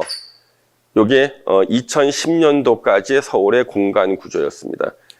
용산 여기를 도심이라 그래요. 용산 북쪽을. 부도심, 영등포, 영동, 청량리, 왕십리, 상암, 수색, 부도심. 그러면 우리가요, 도시 기본 계획에서는 도심보다 부도심이 더 중요합니다. 부도심을 인구를 배분해 주게 돼 있어요. 인구 흩어준다고 인구를 나눠주는 거예요. 예. 그리고 도심하고 부도심은요, 도로망, 교통망을 다 연결시키게 돼 있습니다. 이게 2010년도까지 계획이에요. 그래서 우리가 2010년도까지 되게 영등포 투자, 청량리, 왕십리 투자, 왕십리 뉴타운 다 이것 때문에 나온 거죠. 그렇죠? 인구를 배분해 주려고요. 예. 근데 이게 바뀌었단 말이에요. 이렇게 2011년도부터 바뀌었습니다. 용산을 가운데 두고 도심, 영등포, 여의도, 강남을 3핵으로 만들었어요. 3핵이요. 예. 그 다음에 이쪽에요. 연신내하고 불광을 갖다가요. 광역 연계 거점을 만들었습니다. 광역 연계 거점. 창동, 상계 이쪽도 마찬가지. 천호, 길동 다 광역 연계 거점을 만들었는데요. 연신내 쪽이 상권이 엄청나게 많이 커졌어요. 이것 때문에 그런 거죠. 그래서 예전에 제가 재개발 지분을 사서 제 아파트를 이제 분양 받는데 동호수 추첨하는 날이 있었습니다. 제가 몇 동 몇 호일지 너무나 궁금해가지고요. 전자 추첨하거든요. 전자로. 그래서 제가 그 논현동에 있던 유명한 무당을 찾아갔습니다. 저는 미신을 안 믿는 사람이에요. 근데 이 동호수 앞에는 미신이건 뭐고 일단 궁금하니까 예. 찾아갔더니요. 뭐 방으로 이렇게 딸랑딸랑 막 흔들어 무당이 하더니 하얀색 깃발을 꺼내서 한 번 휘두르고 책상 치고 빨간색 치고 하더니 당신 8층 걸려 그러는 거예요. 그리고 한 달 후에 전자 추첨했는데 전자로 저 803호 걸렸습니다. 예. 이건 이제 안 믿을 수도 없고 그래서 이제 한 날 제가 또 이제 추첨할 일이 있어가지고 전화를 했더니 자기가 이사를 갔다는 거예요. 논현동에서 절로 연신내로 갔다는 거예요. 연신내로요. 이를 왜 갔냐 그랬더니 동자신이 연신내가 유망하다 그랬다는 거예요. 그 이사 간 시기가 바로 연신내가 광역 연계 거점 됐을 때야. 동자신도 서울시 도시기본계획을 안다는 거예요. 예. 예. 그래서 그분이 말이죠. 이제 과로를 하는 거예요. 너무 장사가 잘 되는 거예요. 그래서 최근 몇 년 전에 신이 나갔어요. 이전에 평범한 사람이 돼버렸어요, 이제. 예. 이제 찾아갈 데가 없어요, 지금. 그래가지고. 요즘에 제가 새롭게 하나 구하고 있거든요. 저기, 강원도 쪽에 이제 신 내린 지 얼마 안 되는 무당이 있다던데. 근데 저는 법대 출신이기 때문에 저는요, 논리적인 건 참 믿질 않습니다. 법대 출신의 특징. 예. 근데 저는 이 부동산을 갖다가 이제 하다 보니까요, 이게 아무리 해도 논리로 해결이 안 되는 것이 있어요. 바로 천재지변입니다. 천재지변. 제가 아는 분은 포항에서 개발 사업을 시작하는데 기공식 하는 날 지진 났어요. 지난 겁니다. 진짜 운이 없지 않습니까? 모든 게 완벽해. 입지 선정, 수익률 구조 완벽해요. 근데 지진은 어떻게 1년 막을 수가 없지 않습니까? 그때부터 이제 그분이 신앙이라든가 이런 거 하고, 그 다음에 이제 그 어떤 미신지만 하여튼 뭐 무당도 좀 찾아가고 그럽니다. 이렇게요. 예. 그래서 우리가 여기를 딱 보면은 지금 도심, 영등포, 여의도, 강남 이게 되고요. 이쪽으로 이제 새로운 광역 연계 거점들 나와 있거든요. 이렇게요. 예. 이런 것들을 이제 한 번씩 보시고 이게 어떤 개발 축이구나. 한 번씩 참고하시면 좋을 것 같습니다. 그 다음에 이게 보시면은 2020년도까지 계획은 원래 1도심, 5부도심, 영등포, 영동, 용산, 청량리, 왕십리, 상암, 그 다음에 11지역 중심, 그 다음에 전략 육성지 마곡, 문정, 전략 육성 중심지 상계, 연신내, 망우, 53지구 중심. 이걸 이제는 2030년도까지는 3핵, 3부핵, 13거점 그냥 거죠. 이렇게요. 예. 그래서 이제 이렇게 만들어 놓고 이것을 이제 될 수 있으면 시행하겠다는 거, 될 수 있으면은 집행 안 되는 것도 물론 있습니다만 참고만 하셔야 돼. 특히 서울시는요 참고만 해야 돼. 계획들을 잘 안 하는 경우가 많아요, 서울은요. 예. 그래서 왼쪽하고 오른쪽을 비교를 해가지고 중복되는 대로만 가시는 분들이 있습니다. 어차피 개발될 것이다 이거죠, 그렇죠? 예. 이건 참고점이죠. 예, 참고. 어떻게 광역 연계 거점이 이어지는가. 이거 다 서울시 도시기본계획 열람면 다 나오는 겁니다. 제가 주요한 것들만 보여드리는 거예요. 이런 것이 있다는 것만. 예. 이제 개발축 보세요. 자, 도심에서 청량리 왕십리 지나서 창동 상계해서 의정부 지나는 동북축. 다시 강남을 지나서 문정장지 동남축. 그렇죠? 영등포 여의도 대림 가리봉 서남축 이렇게 다 축을 만들어 놨어요. 그래서 이 축을 보고 축 중심으로 움직여야 됩니다. 예. 괜히 써놓은 거죠. 여기 보면 막 써 있어요. 동대문, DDP 지구, 그 다음에 성수동 중공업 지역, 신산업 활성화, 산업 활성화. 예. 이거 다 나오죠. 이렇게요. 이게 다 이제 서울시에다 만들어 놓은 계획들입니다. 이런 것들이요. 예. 한번 검색하면 또 다 볼 수가 있고요. 현재 서울은 5개 생활권을 만들어 놨어요. 그래서 동부권, 도심권, 서북, 서남, 동남권 이렇게 있죠. 예.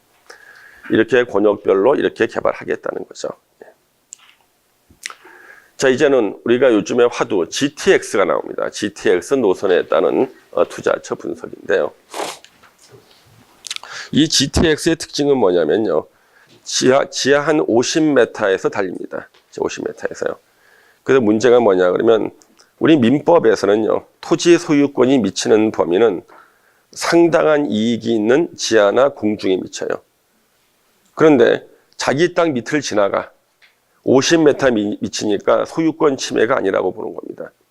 그렇지만 우리는 이게 이제 진동이 심하잖아요. 이것 때문에 좀 논란이 많습니다. 여기 한번 보시면은 이 GTX 중에서 현재 제일 관심 있는 게 요 A 노선이에요. 동탄부터 시작해서 용인, 성남, 수서, 삼성, 서울역, 연신내, 대곡, 킨텍스. 그러면 아까 그 무당이 있었을 때는요.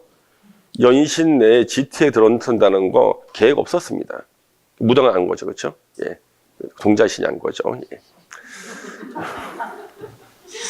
그리고 제가 예전에 그 2년 전인가요? 우리 콜로퀴움 특강할 때 제가 그때 용인을 얘기한 적이 있었습니다. 아마 증거 자료가 있을 거예요. 2년 전에요.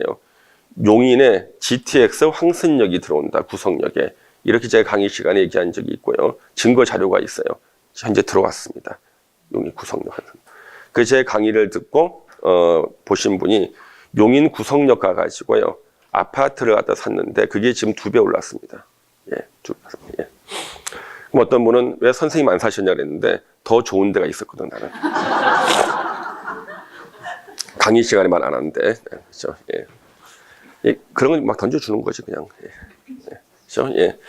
근데 이제 성남수 나오는데 현재 태풍의 눈이 여기 삼성이에요. 삼성역입니다. 태풍의 눈이요. 이 삼성역이 이제 이게 보세요. 교차가 되죠, 그렇죠?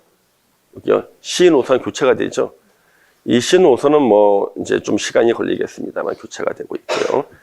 그 다음에 여기 이쪽에 보면은 B 노선 있죠. B 노선도 이제 희망사항인데 시간 좀 걸리겠죠. 근데 문제는 뭐냐면 요 A 노선이 말이죠.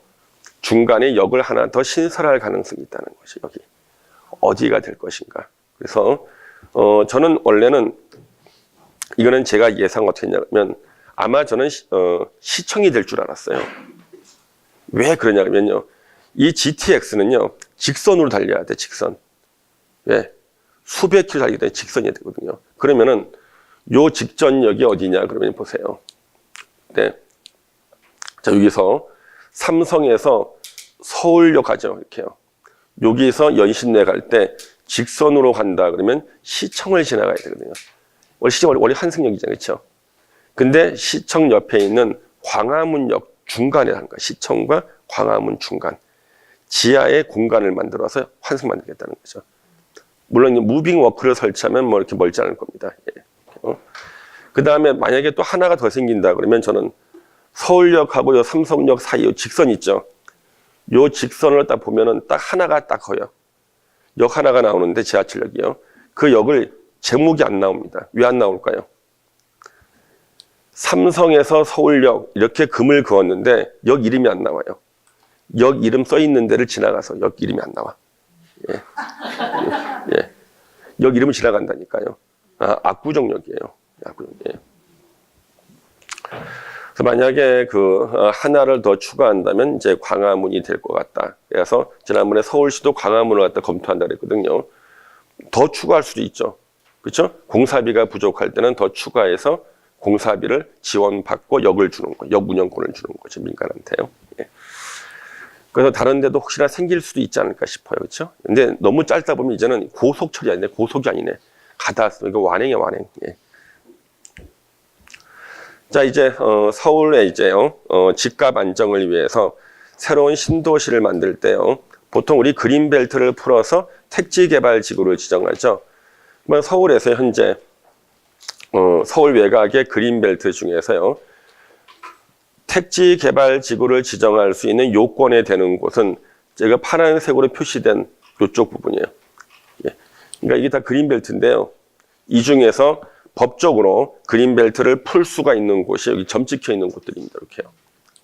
빨간 점 찍혀 있고 이런데 여기가 어디냐 그러면 김포공항 가는 방향이고요. 그렇죠? 김포공항. 방화. 요쪽이 세곡하고 내곡. 요쪽하고 남양 옆에 접하는데 이쪽하고 예. 의정부역 북쪽 이 정도입니다. 그래서 여기가 이제 결국엔 언젠가는 신도시가 들어설 수밖에 없다. 왜? 그린벨트는 함부로 풀 수가 없고요. 법에 정해진 기준에 맞아 풀 수가 있고요. 이 빨간 점을 찍은 데가 현재 그린벨트 중에서 풀어도 법적으로 위반이 없는 것들이에요. 예. 자, 그 다음에 이제 통계 자료를 한번 보세요. 통계 자료. 자, 통계 자료 분석. 예. 투자자가 가야 할 방향과 투자 시기를 알려줍니다. 통계 자료. 예. 자, 서울의 인구가 줄어들고 있어요. 서울의 인구가. 뭐 어떤 분은 야, 서울의 인구가 줄어들고 있어. 이제 서울이 이제 끝났다 그러는데 서울의 인구가 줄어드는 것이 자발적으로 떠나는 건가, 밀려나는 건가? 밀려나는 거예요. 그래서 인구가 줄어드는 것이 제일 위험한 것이 자발적으로 떠나는 것이 위험한 것이고요. 밀려난 것은요, 언젠가는 다시 돌아온다는 거죠. 예. 소득이 증가하면 다시 서울로 와요. 왜? 젊으신 분들이 신도시로 떠났다가 이제 소득이 증가하면은요, 의료시설이 잘 갖춰져 있고 생활이 필요한 다시 서울로 들어오죠. 예. 그러면 이제 제3기 신도시가 발표가 됐는데요. 현재 2기 신도시도 다 완공이 안 됐거든요. 그래서 2기보다 3기가 더 입지가 좋아 보이기 때문에 이제 2기 신도시는 공실이 될 가능성이 있다는 거죠. 예. 그 다음에 이걸 꼭 아셔야 됩니다. 이게 전 세계적으로 다 검증된 효과가 원추 효과예요. 도시가 커지면은요, 커질수록 중심지 집값은 더 올라요. 예. 자, 서울의 면적이 넓어졌다. 서울이 점점점 넓어진다. 그러면요, 서울 중심부는요, 원추 효과, 미는 힘이 더 커진다고 보는 거예요. 그래서 중심부는 더 오르는 게 원추 효과입니다. 그래서 도심이 넓어질수록 가운데는 더 비싸진다 이거예요. 예. 3기 신도시는 수도권 집값에는 별다른 영향을 못 미칠 거라는 거죠. 3기 신도시는 5년 후에나 완공이 되고요. 현재는 아무런 집값 영향 못 미치죠. 그렇죠? 집이 없는데, 그렇죠? 예, 5년 후나 완공이 된다. 그러면 한번 볼게요. 서울의 강남 지역하고 한강 주변 지역은요, 당분간 현 상태가 유지가 될 거예요. 그렇죠? 예. 그러면 일시적으로 오를 수 있는 지역은 이거 제가 또 쓰면 또 혼날까봐. 예. 예, 우리 요거 또 유튜브에 올린대요 또. 그래서 제가 땡땡 해놨습니다. 우리 조동 교수님께서 절대 이거 쓰면 안 된다 그랬거든요. 그래서 뭐 수원, 그렇죠? 예, 어디 여기 기흥, 요거 군포, 여기는요 부천, 예. 부천의 그 이제 일부 지역 소사 하나 있는데 부천의 원미구 같은데 이건 어디예요? 안양, 예. 이렇게 이거 함부로 쓰면 요즘에 또 다 걸린다 그러더라고요. 예. 자, 이제 보시면은요, 뭐 2020년 이후에 서울 부동산 시장은 어떻게 될 것인가 통계를 한번 제가 다 찾아봤어요. 통계를. 2019년 이후 서울의 분양 물건은 감소해요. 자, 올해 2019년에 서울의 입주 물량은 42,936가구입니다. 예. 그러면 2020년 하반기부터는요, 새로운 주택 공급이 부족해져요. 올해가 최고예요. 올해가 최고. 내년부터는 부족해져요. 그러면 송파 헬리오시티가요, 9,510가구. 4월 1일로 끝나죠. 예. 그 다음에 보시면은 강동구 만천, 6월 달에 레미알, 명릴역 솔베뉴, 9월 고덕 그라시움, 12월 고덕 센트럴 아이파크, 12월 롯데캐슬. 자, 2022년에 둔촌 주공 재건축이 12,000이 들어갑니다. 이쪽에요. 예. 예. 자, 그러면 역전세난은요, 어떻게 해소될까? 요즘에는 전세가 막 떨어지죠. 역전세난이 생기는 거예요. 근데 우리가 과거에 경험이 2번 있었어요. 2004년도하고 2008년도에요. 역전세난이 있었거든요. 이거 해소되는데 1년 6개월 걸렸습니다. 각각. 그러면 1년 6개월이면 다시 전세가가 옛날로 회귀가 돼버려요. 옛날로요. 예. 그 이유가 있죠. 자, 내가 잔금 치를 돈이 없어요. 그러면 싸게 전세가 막 나오지 않습니까? 2년 지나고 나면 전세 재계약할 때 있죠. 다시 그때 재값을 받아버리는 거예요. 예. 그래서 항상 2년 안에 회복이 되고 있다. 역전세난. 예. 자, 이거는 제가요, 통계를 또 찾았어요. 이게 굉장히 중요한 통계, 우리가 판단해야 돼요. 인구 1000명당 주택수. 인구 1000명당 주택수는요, OECD에서는요, 기준을 400세대로 봐요. 400개로 봐. 그러니까 인구 1000명당 최소 주택은 400개가 있어요. 400채. 우리나라 전국은 395. 5개 부족하죠, 평균이. 수도권은 366. 많이 부족하네. 서울, 경기, 인천은요. 서울 얼마 물어보세요. 377. 야, 그러면요. 서울은 지금 굉장히 부족하죠. 400이 안 되죠. 미국 420. 일본 480. 일본이 왜 주택이 버블 붕괴가 있는가? 480. 예. 우리는 아직 100도 부족하죠. 그렇죠? 예. 그래서 이걸 한번 보시면 뭔가 느낌이 온다는 거예요. 많이 부족한 서울이. 또 중요한 것이요.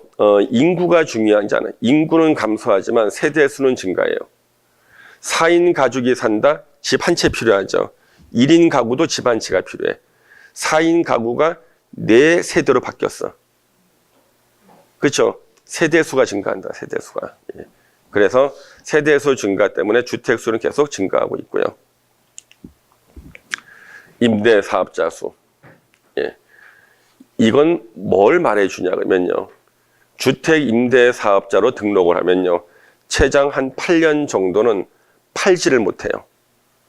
임대사업자로서 취득세, 등록세 면제받고 재산세 감면받은 혜택으로 이것을 팔지 못하고 임대사업을 8년 해야 된다고요. 기본이. 그러면 이것은 시장에서 다 매물로 나오지 못하는 주택이죠. 팔지 못하는 주택이잖아요. 예, 다 묶여 있는 거예요. 현재. 공급 감소를 시킨 거예요. 이게. 주택이 매물로 나오질 못해. 8년간 앞으로. 엄청난 불량이죠. 예. 그 다음 차라리 안 팔고 증여하는 것들이 있어요. 역시 주택 공급이 줄어들어. 증여하니까. 예. 3기 신도시 수용보상금은 20주 이상이 풀릴 것이다. 그러면 우리가 수용당한 사람은 대토를 하죠. 내가 수용당한 지역 주변에 가서 새로운 집과 땅을 사요. 그 지역이 다시 20조 원이 풀리게 되는 거죠. 그럼 이것은 뭐예요? 주택 수요로 다시 이어져요. 자, 그래서 임대 사업자가 많아지고 임대 주택이 늘어남으로 인해서 팔지 못하는 일정한 기간 동안은 팔지 못하는 주택은 늘어났고, 그 다음에 수용 보상금을 받는 사람들은 주택을 살려고 하는 것이 엄청나게 늘어났고요. 그래서 대토는 신도시 주변 지역 부동산 가격을 갖다 상승시킵니다. 재건축, 재개발 규제가 강화가 됐죠. 그러면 올해 재건축을 하면은요, 새로운 아파트는 3년 후에 공급되죠. 그렇죠? 올해 재건축 묶었어. 3년 후는요, 공급된 아파트가 없어. 예. 자, 그러면 2018년부터 묶어서 18년, 19년, 20년, 3년을 묶었어요. 언제 이제 공급이 안 되는 게 현실화된가? 2021년. 예, 현실화되죠. 이것도 보세요. 서울의 노후주택이 약 45%입니다. 서울은 앞으로 부시고 새로 지어야 될 노후주택이요. 그러니까 20, 30년 지난 노후주택이 45%예요. 이거 어떻게 이거 나중에 지나면 이거는 멸실주택이 된다고요. 이거 새로 지어야 될 거 아니에요. 그렇죠? 근데 새로 주택을 공급할 수 있나? 공급 못하고 있죠, 지금요. 그러면 서울이 아까 우리 주택의 기본, 보세요. 아까 377이었죠. 서울. 그렇죠? 미국 420, 일본은 480이야. 377이 더 줄어든다는 얘기잖아요, 지금요. 그렇죠? 예. 그다음에 내년부터는요. 서울의 멸실 주택은 매년 5만 가구가 나와요. 그러면 새로 짓는 것은 올해만 5만에 근접해서 새로 짓고요. 내년부터는 절반으로 반토막 납니다. 새로 짓는 게. 그러니까 멸실 주택이 새로 짓는 거에 2배씩 늘어나게 됩니다. 예.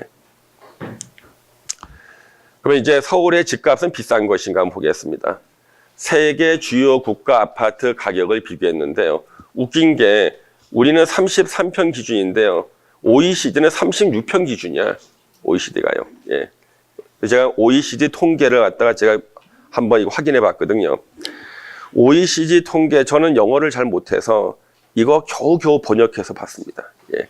해주고. 자, 이거는 뭐냐 그러면요.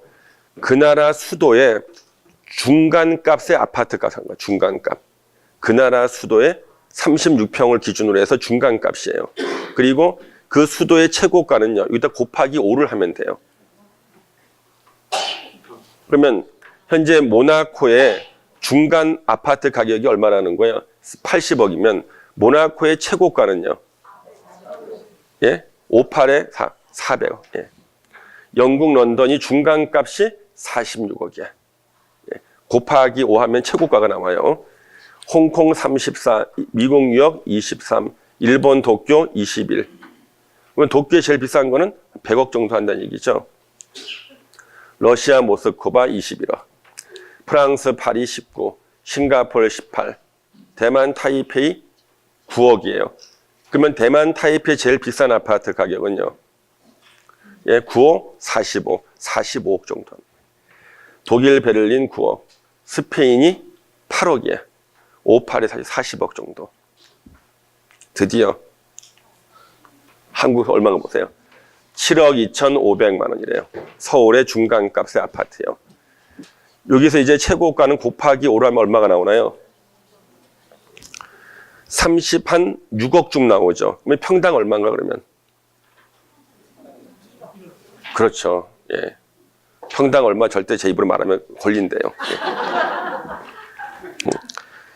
그래서 자, 서울에서 최고가 아파트는 곱하기 5는 다 맞죠? 다 5예요. 이거예요. 예. 그러면 서울은 몇 등이야? 28등이에요. 28등. 예. 그러면 우리나라 대한민국의 경제력이 전 세계 11등 정도거든요. 대한민국 경제력 11등. 우리나라 현재 주택 가격 순위는 28등. 아직 멀었다. 아직 멀었다. 예. 아직 멀었다. 예.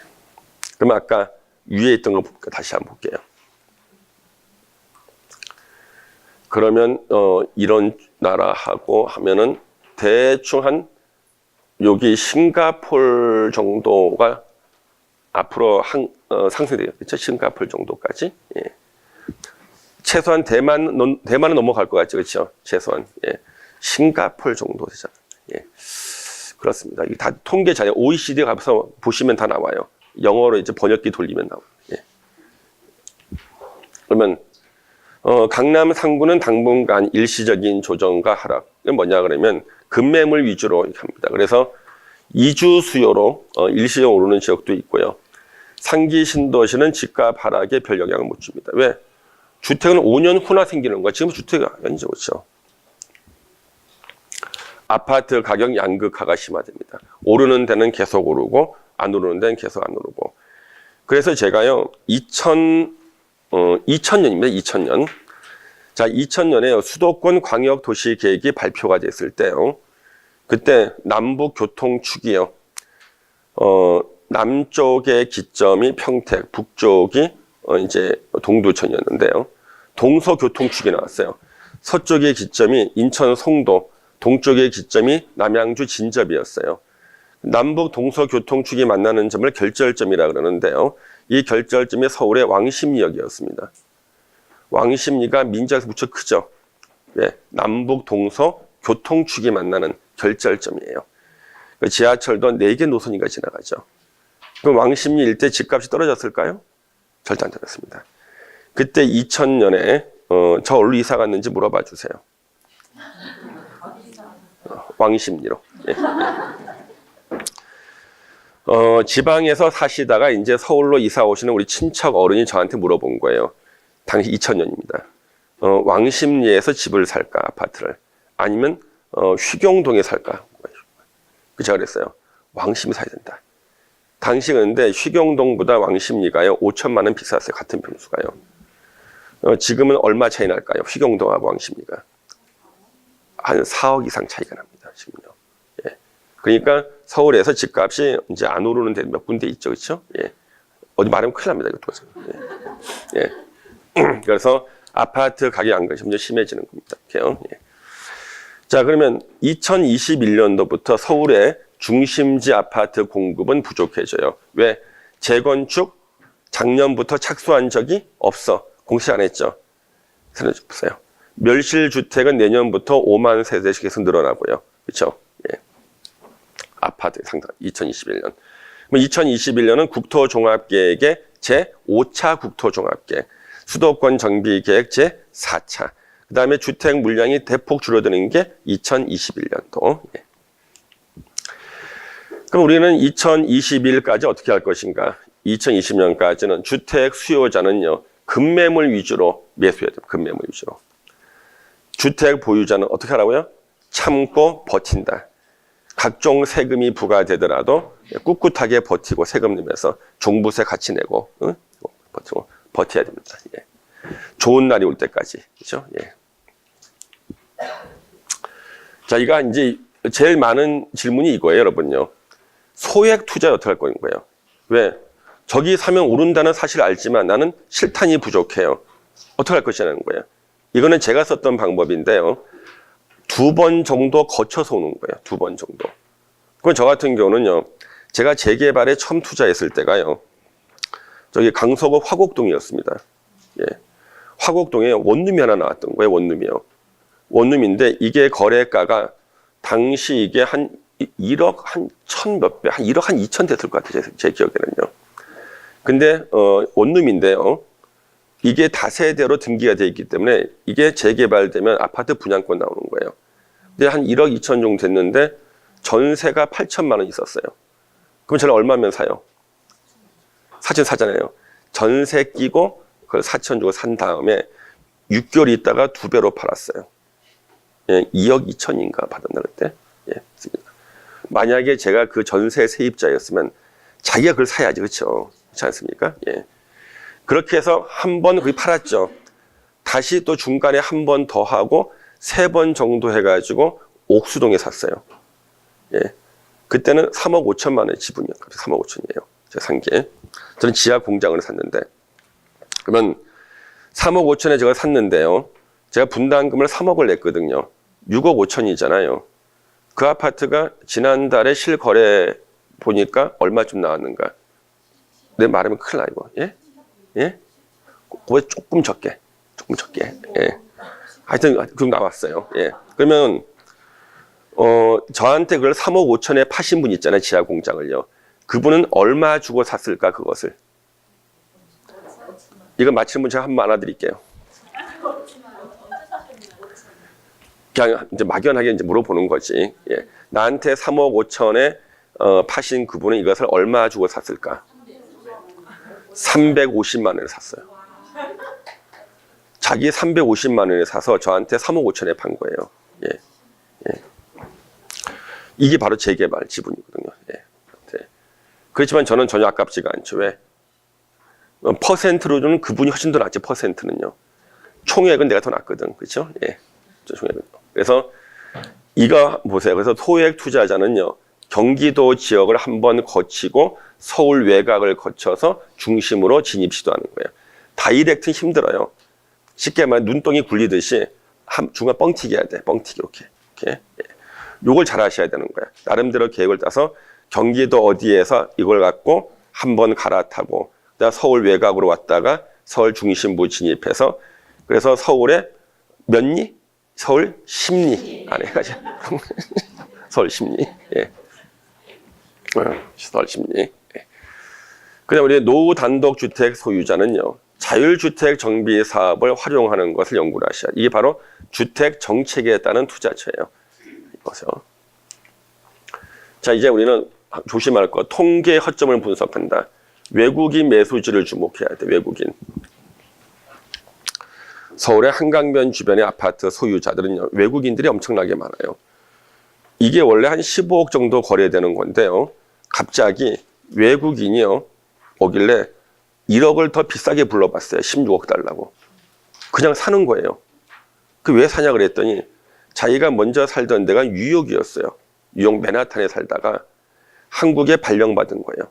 그래서 처음에는 아파트를 임대하려고 봤더니 몇 달치 맨하탄 임대료를 모으니까 아파트 하나 사겠어. 그러니까 외국 사는 거예요. 예. 근데 그 사람들한테는 15억이나 16억 별 차이가 없어요. 어차피 싸거든요. 왜?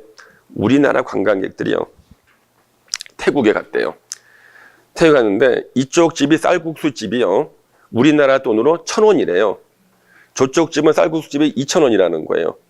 그런데 몇 발자국 더 건너면 1,000원짜리가 있는데 여기서 먹는데요. 왜? 우리한테는 1,000원이 중요하지 않죠.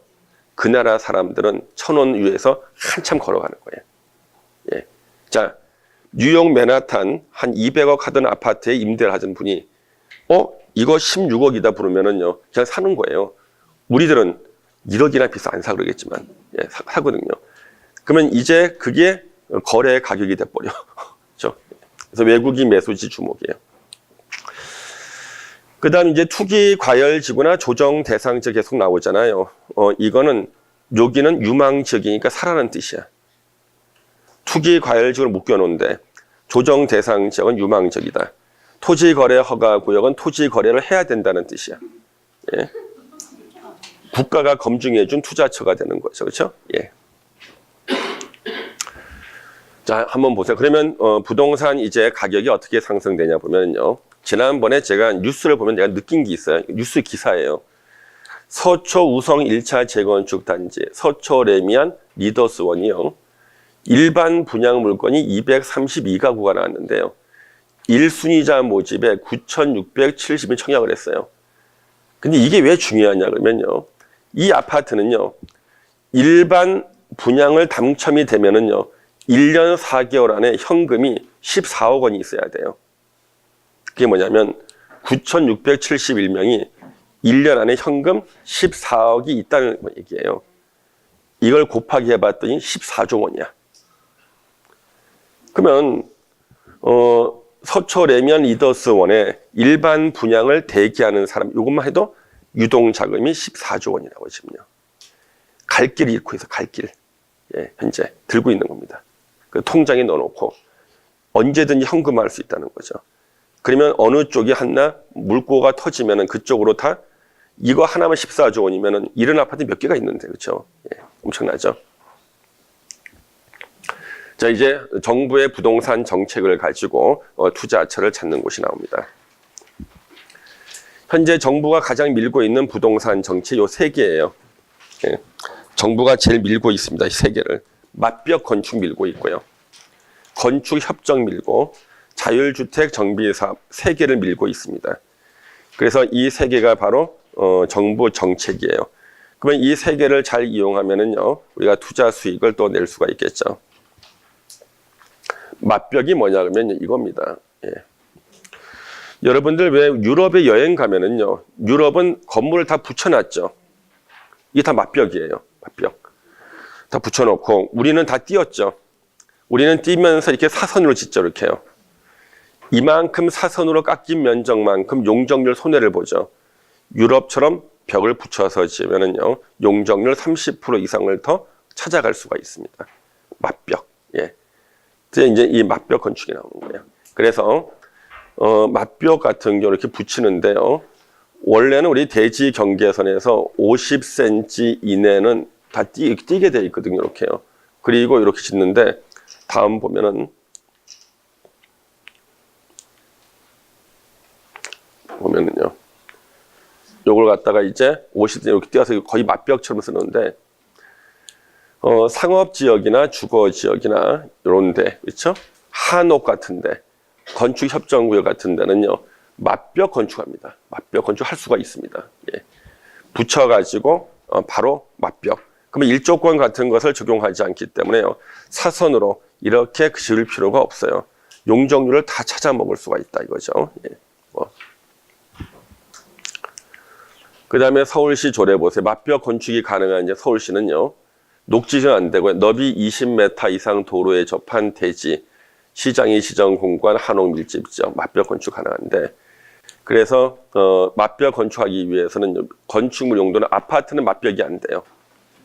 건축물의 수는 2동 이하만, 2개의 동만 맞벽으로 지을 수 있고요. 맞벽되는 부분의 층수가 5층 이하로만 맞벽을 할 수가 있습니다. 이렇게 붙여 짓는 거죠. 예. 그 유럽 같은 경우는 이렇게 다 맞벽으로 짓다 보니까요. 용적률을 최대한 다 가져가는 거예요. 예. 그러다 보니까 소유자를 구분하기 위해서 색깔을 다르게 칠하죠. 그래서 옆에 건물과 다른 색깔로 칠하게 돼 있어요. 소유자를 색깔로 구분하는 거예요. 그게 이제 관광 상품이 됐죠. 색깔 다르게 하는 것이요. 예. 그다음 우리 유럽 건물을 보면은요, 창문이 폭은 좁고 위아래로 길죠. 이건 재산세 때문에, 재산세 때문에요. 예전에 유럽에서는요, 재산세 납부 기준이 창문의 가로 길이를 갖고 했어요. 창문의 가로 길이를 가지고 재산세를 매겼다고요. 그러면 세금 적게 내려면 어떻게 해요? 창문을 폭을 좁히고 위아래를 늘린 거죠. 이렇게요. 예. 그래서 예전에 또는 나라에 따라 가지고는 집에 있는 계단의 수를 가지고 재산세를 매겼어요. 그러면 계단 수를 줄여야죠. 그래서 다리 짧은 사람은 자기 집에서 계단을 못 올라가요. 예. 재산세를 적게 내려고. 예. 요거죠. 예. 자, 그러면 이제 이 건축 협정이 나왔습니다. 이 건축 협정은요, 진짜 중요한 게요. 한번 보세요. 여기 그림은 제가 잘 안 나올 수 있는데, 자, 왼쪽을 보니까요. 여기가 도로예요. 여기 도로. 도로가 있고, 요쪽 대지는 도로에 접해 있으니 맹지가 아니죠. 요쪽 대지는 이제 도로가 없죠. 맹지죠.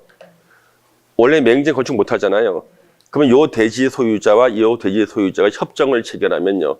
이 전체를 하나의 대지로 봐줘요. 그럼 이건 맹지 탈출이죠. 그 대신에 또 하나가 뭐냐면 원래 우리 대지에는 나무를 심어야 돼. 조경. 대지 면적 200제곱미터 이상은 나무 심고 주차장도 확보를 해야 되거든요. 전체를 하나의 대지로 보고 한 구탱이에 쓸모없는 땅에 몰아가지고 나무를 심어. 몰아서 주차장 설치하는 거예요. 그래서 이렇게 만드는 거죠. 이렇게 해가지고 맹지인데 건축 가능하고 공동 주차장을 지하에 설치해도 되고 필요 없는 짜투리 땅에다가 나무를 심어가지고 효용을 극대화할 수가 있죠. 이 건축협정이요. 정부가 엄청 밀고 있어요, 지금요. 그래서 이게 건축협정입니다. 그러면 건축협정은 어떤 좋은 인가 보세요. 예. 어떤 좋은 거 하나의 대지로 간주가 됩니다. 합의를 안 하고도. 예. 그래서 건축 대수선 리모델링, 각 건축물의 위치, 용도, 형태, 높이, 층수, 담장이나 조경이나 주차장 같은 것을 갖다가 협의로 자기네들이 편한 위치에다가 지을 수가 있습니다. 이렇게요. 그러면 건축협정을 체결할 수 있는 지역은 지구단위 계획구역, 그 다음에 정비구역, 존치지역. 이게 뭐냐면 뉴타운에 빠진 지역을 말해요. 도시재생 활성화 지역, 이 바로 도시재생 사업하는 곳이에요. 기타 조례로 정하는 구역. 예. 이런 데는 건축협정을 체결할 수 있다. 자, 그러면 보세요, 여러분요. 옆집 사람이 맹지를 가지고 있다. 그렇죠? 맹지예요. 나는 맹지가 아니야. 그러면 그 사람 같은 경우는 맹지 탈출하고 싶잖아요. 근데 내 땅에는 주차장 설치 면적이 안 나와. 그랬을 때는 그 땅을 나 같으면은 다른 사람 명의로 사겠어요. 그리고 협정을 체결해 가지고요. 예, 맹지 탈출을 시키고 주차장 설치할 땅을 확보하겠습니다. 예. 이 협정이죠, 이게 다. 예. 그다음 이제 마지막으로 이 자율주택 정비 사업이 이게 요즘에는요 도시 재생 사업 중에서는 최고로 유망해요. 현실적으로는 이것이 우리 일반인들이 투자할 수 있는 거예요. 자율주택 정비 사업은 두 명이나 세 명의 집주인, 근데 사실 세 명 거의 안 돼요. 2명 정도 집주인이 노후주택을 허물고 새로운 주택을 건설하는 소규모 주택 정비 사업이에요. 그럼 아까 우리 서울에서요. 현재 노후주택이 45%라 그랬죠. 이거 다 부시고 재개발할 수 있어요? 힘들어요. 그래서 이제 일로 가는 거예요. 그래서 요거는 어떻게 하냐 그러면 집주인 2명 이상만 모이면 돼요. 2명만 합의하면은 공동주택을 신축할 수가 있고요. 사업비는 최대 70%를 융자해 줍니다. 이자는 1.5%로. 예. 그 다음에 한국감정원에서요. 사업성을 분석하고 2주까지 원스톱 서비스를 해줍니다. 그러니까 자기가 알아볼 필요 없어. 요건에 해당되는지도 궁금하면 가서 물어보면 돼요. 한국감정원에 가가지고 물어보면 돼요. 예. 그러면 한국감정원에 가면은 이게 보시면은 다 통합 지원해 주거든요. 예, 통합 지원해 줍니다. 예. 그래서 뒤를 먼저 보겠습니다. 이게 이제 사업 지원 절차인데요. 상담부터 시작해서 사업 신청, 사전 검토, 주민 합의체 구성 지원, 회의, 사업비 융자, 착공, 인허가 관리 지원, 업체 선정, 건축사, 시공사 추천, 이거를 갖다가 다 지원해 주는 거예요. 예. 그러면은 이 지원을 다 해주는데 혹시나 가면 이 사람들이 귀찮아하지 않을까? 절대 아니에요. 왜? 현재 일거리가 없어요. 찾아오시는 분이 없어가지고. 이 상태로 여러분들이 안 가주잖아요. 이분들 다 실직해요, 지금요. 저를 만나면 항상 얘기하는 게 제발 사람 좀 보여달래. 그날 근무 일지를 써야 돼. 오늘 몇 사람 상담했다. 상담 실적이 제로면은요. 그 자리 없어지는 거예요, 지금요. 그래서 여러분들 혹시나 궁금하면 아무 때나 찾아가면은요. 마실 것도 주고 하루 종일 상담해. 왜? 뒤에 사람이 없어. 예. 그렇죠? 예. 자, 그러면 보겠습니다. 이게 자율주택 정비를 보겠습니다. 이거예요.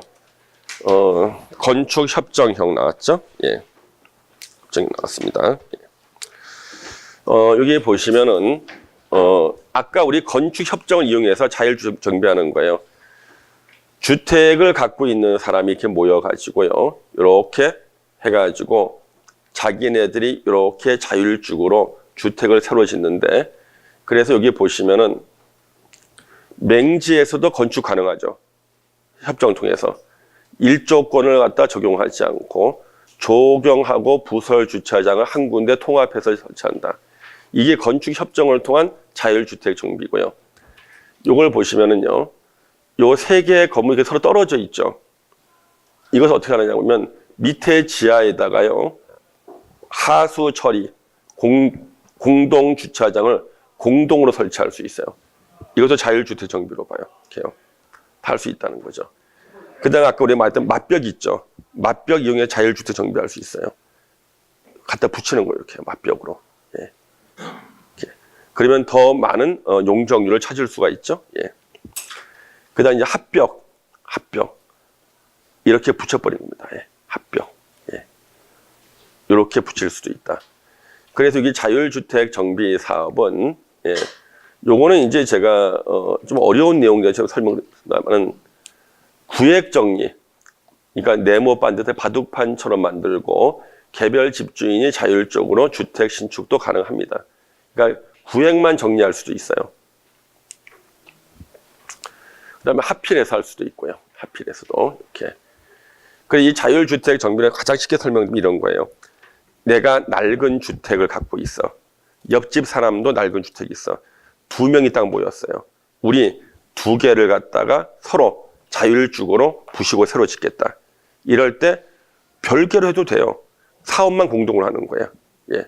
아니면 합병해도 되고 다양하게.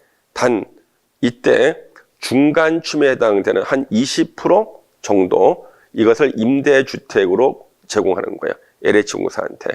LH공사가 선정한 세입자를 자기가 살게 해주는 거예요. 예. 그러면 이때 세입자는 한 10만 원 내고 그다음에 국가가 한 20만 원, 30만 원 보조해 주는 거예요. 나는 다 받아. 단지 이 사람은 나한테 일부만 주고 나머지는 국가가 보조해 주는 거죠. 자, 한 여쭤볼게요. 여러분 사시는 댁 옆에 임대 아파트 1000세대 들어오는 거 찬성 반대? 반대. 그렇죠? 반대하겠죠. 막을 수가 없어 이걸요. 그러면 낡은 주거지예요. 내가 내 집을 새로 짓는 거야. 중간에 한 용적률 한 20% 정도를 임대주택으로 LH에다가 공급하겠대. 옆집 사람이 막을 수 있어요? 못 막아요. 이런 식으로 임대주택을 하는 거예요. 그러니까 임대주택을 아파트로 크게 하는 게 아니라 주택가 새롭게 짓는 집에다가 중간에다가 임대로 쓸 수 있는 것을 몇 개씩 확보하는 거예요. 그 대신에 우리는 각종 혜택을 받는 거죠. 예. 근데 만약에 임대가 안 되면 어떡하는가? LH공사한테 매수 청구하면 사줘요. 그냥. 자, 사가. 이렇게. 예. 바로 그 얘기입니다. 자, 그래서 이거 보세요. 앞에 나오는 이 방식 중 어떤 사업 방식을 선택하더라도 공적 임대주택을 공급했다. 그럼 용적률은 인센티브를 다 줘요. 그래서 용적률 한 30% 이상은 다 완화시켜 주는데 최저 연면적, 임대 연면적이 20% 이상은 돼야 돼요. 용적률 20%를 임대주택으로 제공하면은 그러면 나는 세입자를 구할 필요가 없죠. LH가 넣어줘요. 그렇죠, 세입자를요. 예.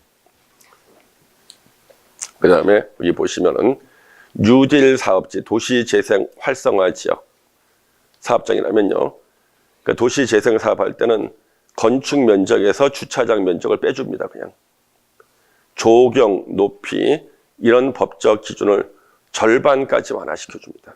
예. 그래서 엄청나게 혜택을 줘요. 그러니까 용적률도 많이 받을 수 있고요. 예. 그러면 우리가 해야 될 건 뭐예요? 이거 예. 임대주택으로 20%만 예. 공급하면 됩니다. 예. 자, 이제 우리 부동산 투자 대상의 시장 변화가 나와요. 그래서 저 같은 경우는요. 보니까 재개발이 가격 상승이 높더라고요. 그럼 저는 재개발 지분을 샀었고요. 아파트가 오를 때는 아파트를 사고요. 땅이 높을 때는 땅을 사요. 왜? 부동산 투자 대상별 시장이 변하거든요.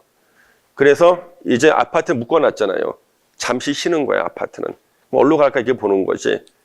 5피트 원룸도 쉬어야 돼. 상가도 쉬어. 왜? 경기 불황일 때는요, 상가 5피트는 잘 안 돼요. 예. 재개발, 재건축 묶어놨죠. 이거는 묶어놨는 것이 한계가 있어요. 왜? 무너지기 전에는 해야 되기 때문에. 그렇죠? 그렇죠. 이거 무너지면 죽어 이거. 이거는 폭발할 수밖에 없다. 한 번은. 도시재생 사업 현재 정말 밀고 있죠.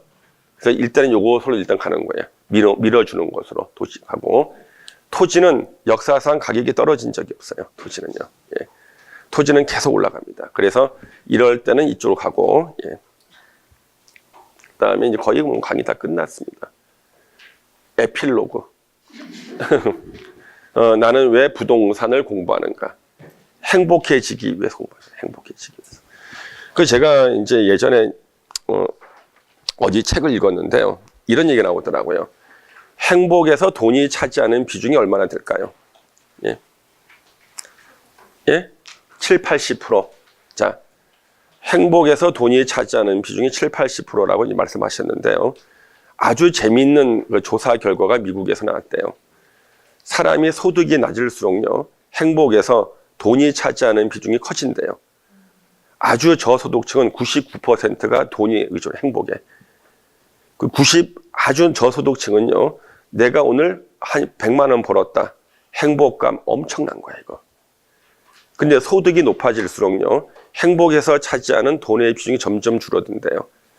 그러면 한 100억 가진 사람과 200억이 가진 사람은요, 돈으로 인한 행복 만족도가요, 편차가 별로 안 난대요. 그러면 1,000억 있으면 훨씬 다섯 행복한가? 그거 아니라는 거예요. 소득이 높아질수록 그 행복감에서 돈이 차지하는 비율이 점점 낮아진다는 거예요. 그러면 소득이 어느 정도 수준 가기 전에는요, 돈이 행복이 차지하는 비율이 커요. 그러면 여러분들이 추구하는 게 뭐냐? 추구하실 것이 행복에서 돈이 차지하는 비중이 적게끔 해서, 예, 자식한테 물려주는 거. 그래서 당신의 목표는 뭡니까? 돈이 나의 행복에 영향을 좀 적게 미치고 싶습니다. 무슨 말이야 도대체? 부자가 되고 싶다 이거지. 예, 그렇죠? 예. 그럼 행복해지는 방법에 대해서 한번 연구를 해봤는데요. 무엇을 하고 있을 때 행복한가? 1번, 재미있지만 의미는 없는 일. 이거 뭐예요? 컴퓨터 게임 같은 거. 예? 재미있지만 의미는 없어. 재미는 없지만 의미는 있는 일. 뭐야? 예? 억지로 하는 헬스. 그렇죠? 그 다음에 이제 그 봉사활동. 자기가 자발적인 게 아니라 회사에 해서 같이 가서 김치 담그고 하는 거 있죠. 이게 뭐야? 재미는 없지만 의미는 있어요. 3번째, 재미도 없고 의미도 없고 안 해도 되는 일. 이게 뭐야? 인터넷 검색, SNS 검색, 카카오 스토리 이런 거 있잖아요. 그렇죠? 페이스북 보는 거. 4번 보세요. 재미도 없고 의미도 없지만 해야 되는 일. 뭐야? 우리 조 교수님이 저한테 시키는 일. 예. 재미도 없고 의미도 없고 좀 해야 돼 시키니까. 그렇죠? 예. 학부장님이시니까. 그럼 우리가 가장 좋은 게 뭐예요? 재미도 있고 의미도 있고 해야 되는 일. 하고 싶은 일이죠. 그렇죠? 저는 바로 부동산 공부라고 봐. 예. 예. 재미도 있고 의미도 있고 해야 되고 하고도 싶은 거. 바로 부동산 공부라고 봅니다. 예. 어떤 마음가짐으로 살아야 행복할 것인가? 또 연구를 해봤어요. 걱정하지 말자. 예. 그래서 미국에서요, 70세 이상 된 어른들한테요, 삶의 지혜를 얻기 위해서 설문조사를 했대요. 살면서 가장 후회스러웠던 일이 뭔가? 부동의 1위가 걱정하지 말고 살자. 예. 너무 많은 걱정을 했대요. 그래서 걱정하는 것 중에서요, 95%는 실제 발생하지 않는데요. 발생하는 5%는 걱정한다고 해서 결과가 달라지지 않는데요. 그러니까 결국에는 걱정하지 말고 살자. 예. 그래서 집값이 폭락하는 거 걱정하지 않습니다. 예. 종부세 무는 거 걱정하지 않고. 예. 그냥 달라지지 않잖아. 예. 시간이 가장 소중한 자원이다. 그렇죠? 시간이요. 예. 아무리 돈이 많거나 돈이 적은 사람도 시간은 똑같이 주어지죠. 행복은 전염된다. 중요해요. 그래서 항상 행복한 사람 옆에 앉아야 돼요. 그래서 입만 열면은 불평 불만이 많은 사람 옆에 있으면 자기 똑같아져요. 왜? 이분이 그래요? 아, 그렇구나. 그래서 항상 그 즐겁고 행복한 사람 옆에 있잖아요. 행복은 전염된다고 합니다. 나도 같이 행복해지는 거야. 그래서 항상 긍정적이고 행복한 사람. 다시 말하면은 부동산에 관심 많은 사람. 부동산을 많이 알아보고 있어. 부동산 공부 같이 있으면 자기도 같이 묻어가는 거예요. 묻어갑니다. 이거 진짜 중요해요. 묻어가는 거. 묻어간다는 거죠. 그 다음에 이제 비교하지 말자. 남하고 비교하는 순간 힘들어져요. 그렇지 않겠습니까? 이게 안 좋은 게 아침 드라마 보면 매일 재벌들 나와요. 예. 다 재벌이야. 예. 그것을 바라보는 사람들은 예. 항상 그 사람과 자기를 비교하거든요. 불행해지는 거다. 비교하지 마십시오. 그렇죠? 예. 자, 끝났습니다. 그래서 자, 감사합니다. 예. 예.